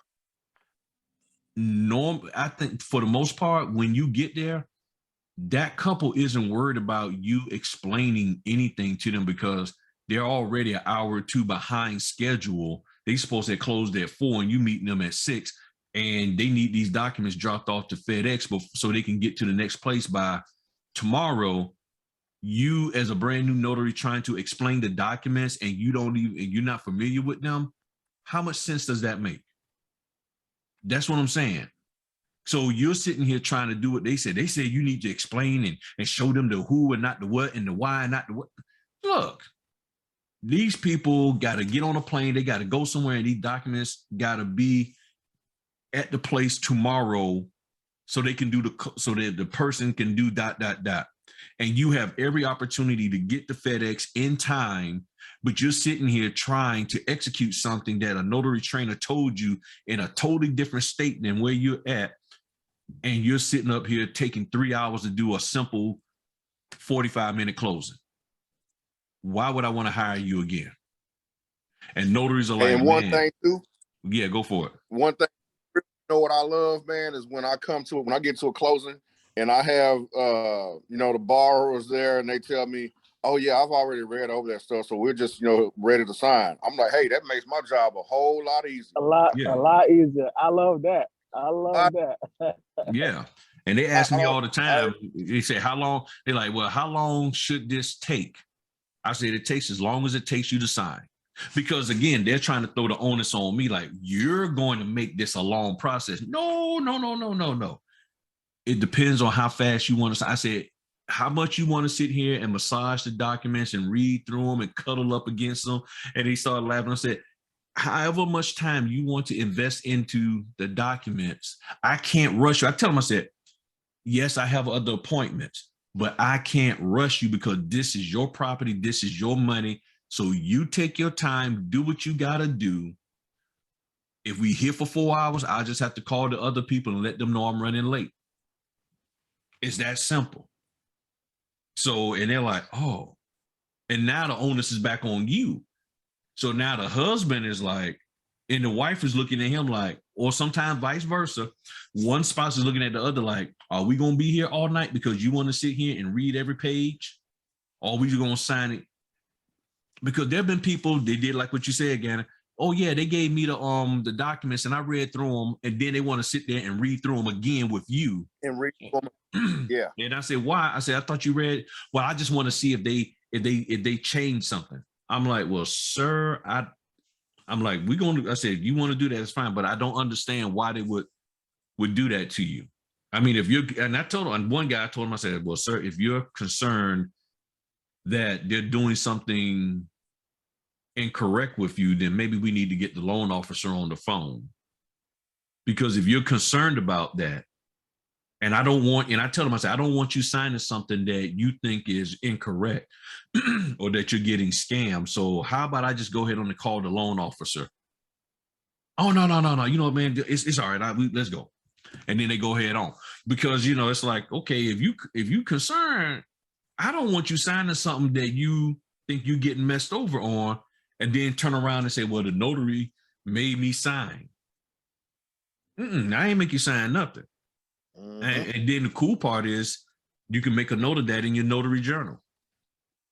Bob acted like he was concerned that they was getting ready to screw him over, and I offered to have him contact the loan officer, but then he changed his mind and we went head on with the signing. So now you got it in your official notary law book of what happened. And if that gets called in the court, and like, look, judge, and you can even date it. I would say date it and put the time on there so that nobody can say, oh, well, you went back and put it in 3 days before the court hearing. Nah, I put the date and the time when I did that, ... You know what I'm saying? This is that critical thinking that Gary was just talking about. So critical thinking is essential in this business. And if you can operate within that and not be afraid to make a mistake, you'll be okay. And then and sometimes you have to think on the fly too. Yeah. I mean, I've had to think on the fly. Instructions aren't in there. Like one guy called me like, hey, she didn't put the letter M in her name. I was like, okay, there was no instructions that said that she needed to sign exactly the way it was on the thing. You're like, well, no, she should do. That's always. I said, no.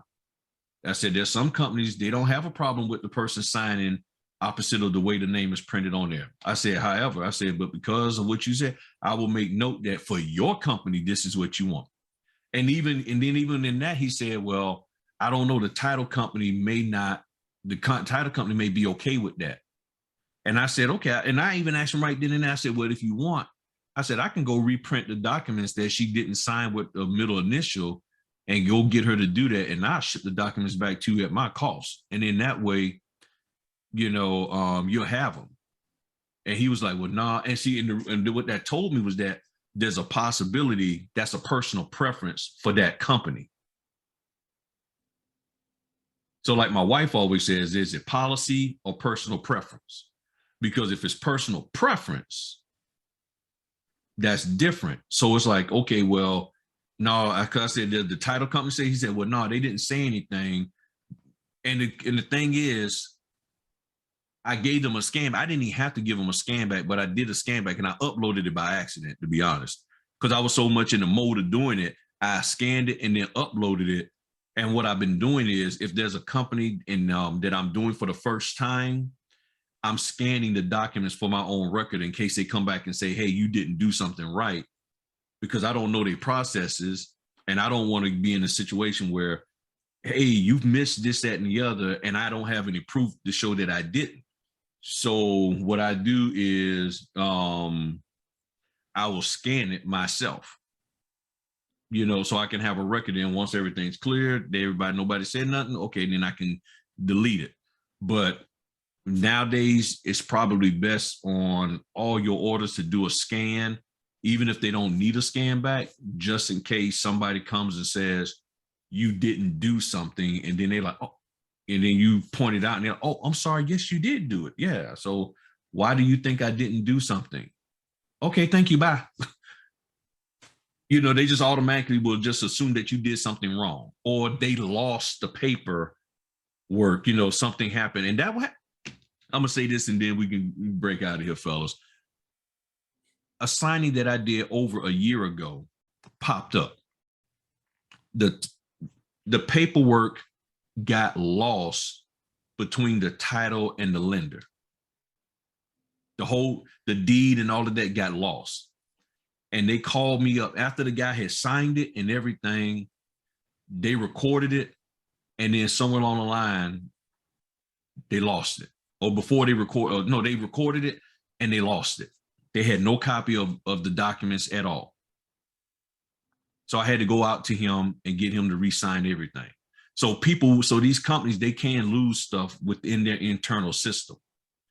And if they lose stuff from the people who received the new documents, the documents that you just had signed, and from them and post-closing, so the receptionist gets the document and then she loses them, or something happens, or a page falls out from the receptionist to the post-closer,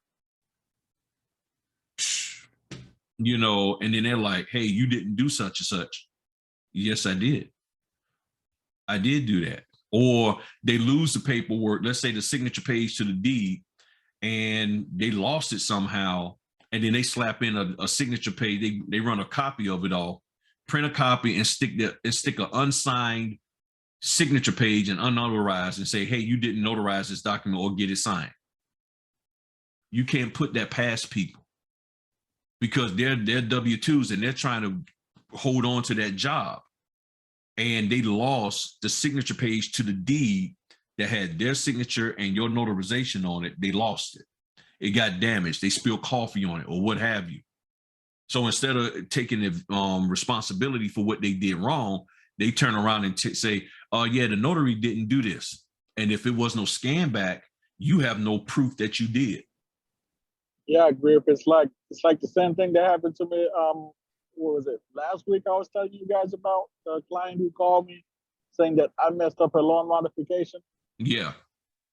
Yeah. So, so the good thing is, like, she called me, yelling and screaming, talking about, I messed up the loan modification. They didn't receive it on time. And lucky for me, I had, right after I complete that appointment, I scanned back the document to the signing company, and then the next day I went to a U.S. postal office because that's what they wanted me to do, and I mailed it. So I had my receipt, so I took the receipt and I sent it to her, and then I also sent her a screenshot of that night that I scanned those documents and sent it to the signing company. So most likely they messed up on their end and they trying to blame the notary. But unfortunately for her, in my case, I keep records, especially, right after I mail off anything, I usually keep my receipts. So once I sent that back to her, and that's when she realized it had to do with the company. But of course, they want to blame the notary. So she called me back and apologized. She just gone about her day. Yeah. So go for it. I said I do the same thing. I keep my receipts, man. I take a screenshot. I take a picture of it, and I take a picture of the document when it's in the envelope at FedEx. Make sure I cross all my T's and dot all my I's, so I don't have those problems. Yeah, and it's not that you're trying to say them. Yeah, and you're not saying that these companies are trying to be purposefully. But again, individuals, say the company owner may be one of integrity, but they got workers. And we know in any W-2, there's always a worker that's cutting corners, that's just always losing stuff, messing up stuff. And then they mess around and lose a signature page or a page that got initial or something. And then they try to say, oh, the notary, they have no loyalty to us. Right. None. And if the W-2 employee is not a notary, they don't know what we're dealing with. All they know is I'm just processing. I'm just on the assembly line to deal with these documents, and something got messed up and somebody lied and stuck an unsigned page in there and said the notary didn't do it when it did. And then and I'm sorry, yeah, you diming them out. You snitching on them because you say, nope, I got a scanned copy right here that shows that was signed and notarized. Now the onus is back on that person. Hey, where's the paperwork? Exactly. Because and then they got that company never reached out to me. The signing company, they never reached out to me. It was the client who was reaching out.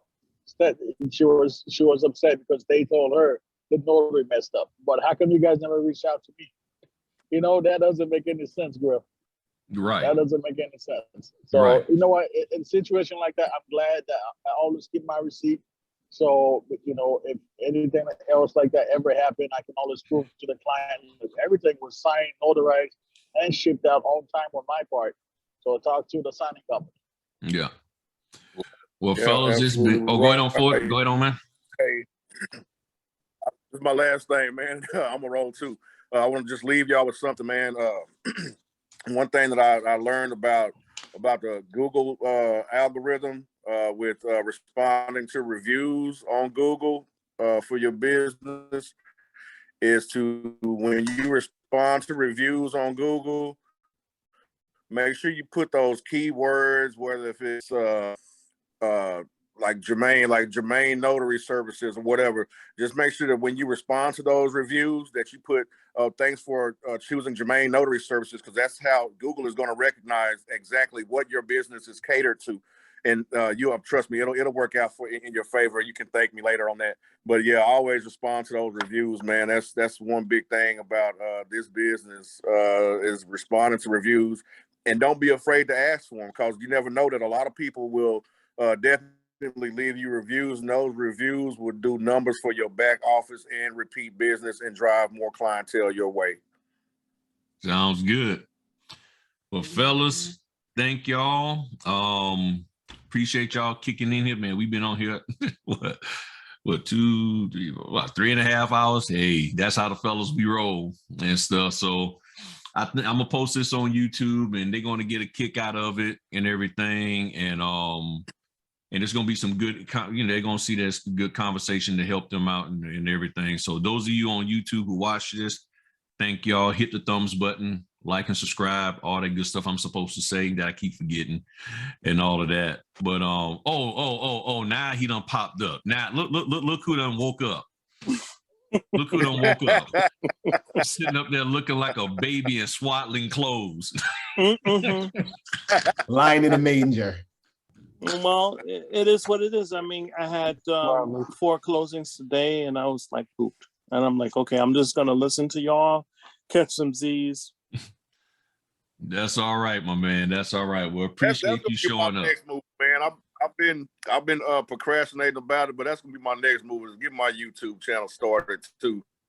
Well, hit me up, man. I'll be more than happy to talk to you about it and everything. Okay, I sure will, man. I'll keep that in mind. Now, real quick, Jermaine, what part of New York you in? I'm in Westchester, New York. So I'm about like probably 40 minutes. What town in Westchester are you in? What town in West? What town? In Elmsford. Okay. Yeah, close to White Plains. Okay. I heard Westchester is the best Chester. I'm in downstate, so. All right. So yeah, so he's in New York also. That's what's up. Yeah. Yep. Yeah, appreciate y'all, fellas. It's been nice, man. It's been real glad to connect. Yeah, this has been great. Guys, like I said before, man, if there's anything I can do to help anybody out, man, hey, feel free to reach out to me and hit me up, send me a DM anytime, man. Sounds that good. Sounds good, fellas. You know, it's the same way with me. If you guys have any questions, just reach out. I'm on Instagram at Notary, so you know, just reach out to me, and you know, we'll definitely get you guys right to right. Yeah, if you want to chat with me, I'm on Clubhouse. So take it easy. Yeah, we know you taking over Clubhouse. This conversation on Clubhouse too, Griff. Say that again. Did you create this same group? Did you open up Clubhouse and? No, I ain't done Clubhouse yet, man. I ain't ready for that one. I ain't ready for Clubhouse. It's fun to get on Clubhouse and do it. Yeah, I know, but I like the video, man. I like to see people. That's my thing. You may like to see people, but you know, people don't like to be seen. Open up Zoom. I know. Mm-hmm. I know. But yeah, one day I'll eventually get over there on Clubhouse and everything. So you do Clubhouse when you do like Judy's group or something like that. Yeah, I hop on other people's Clubhouse, but for me starting one myself, I don't know. I mean, it's a lot just to do the YouTube. I mean, this is a lot of work. I mean, lighting, microphone, all that stuff, making sure everything is straight. This is a lot in and of itself. So, I don't know. I mean, it's in my mind, and I'm ready to do it if I see the timing is right. I'll knock it out and stuff. All right, fellas. Well, y'all have a good one. Thanks. Appreciate y'all. And y'all have a good one. If you need anything, fellas, y'all know, hit me up. Thanks, Michael, down there in Tallahassee. Appreciate it. Thank you. Anytime. All right. Have a great day. All right. Peace.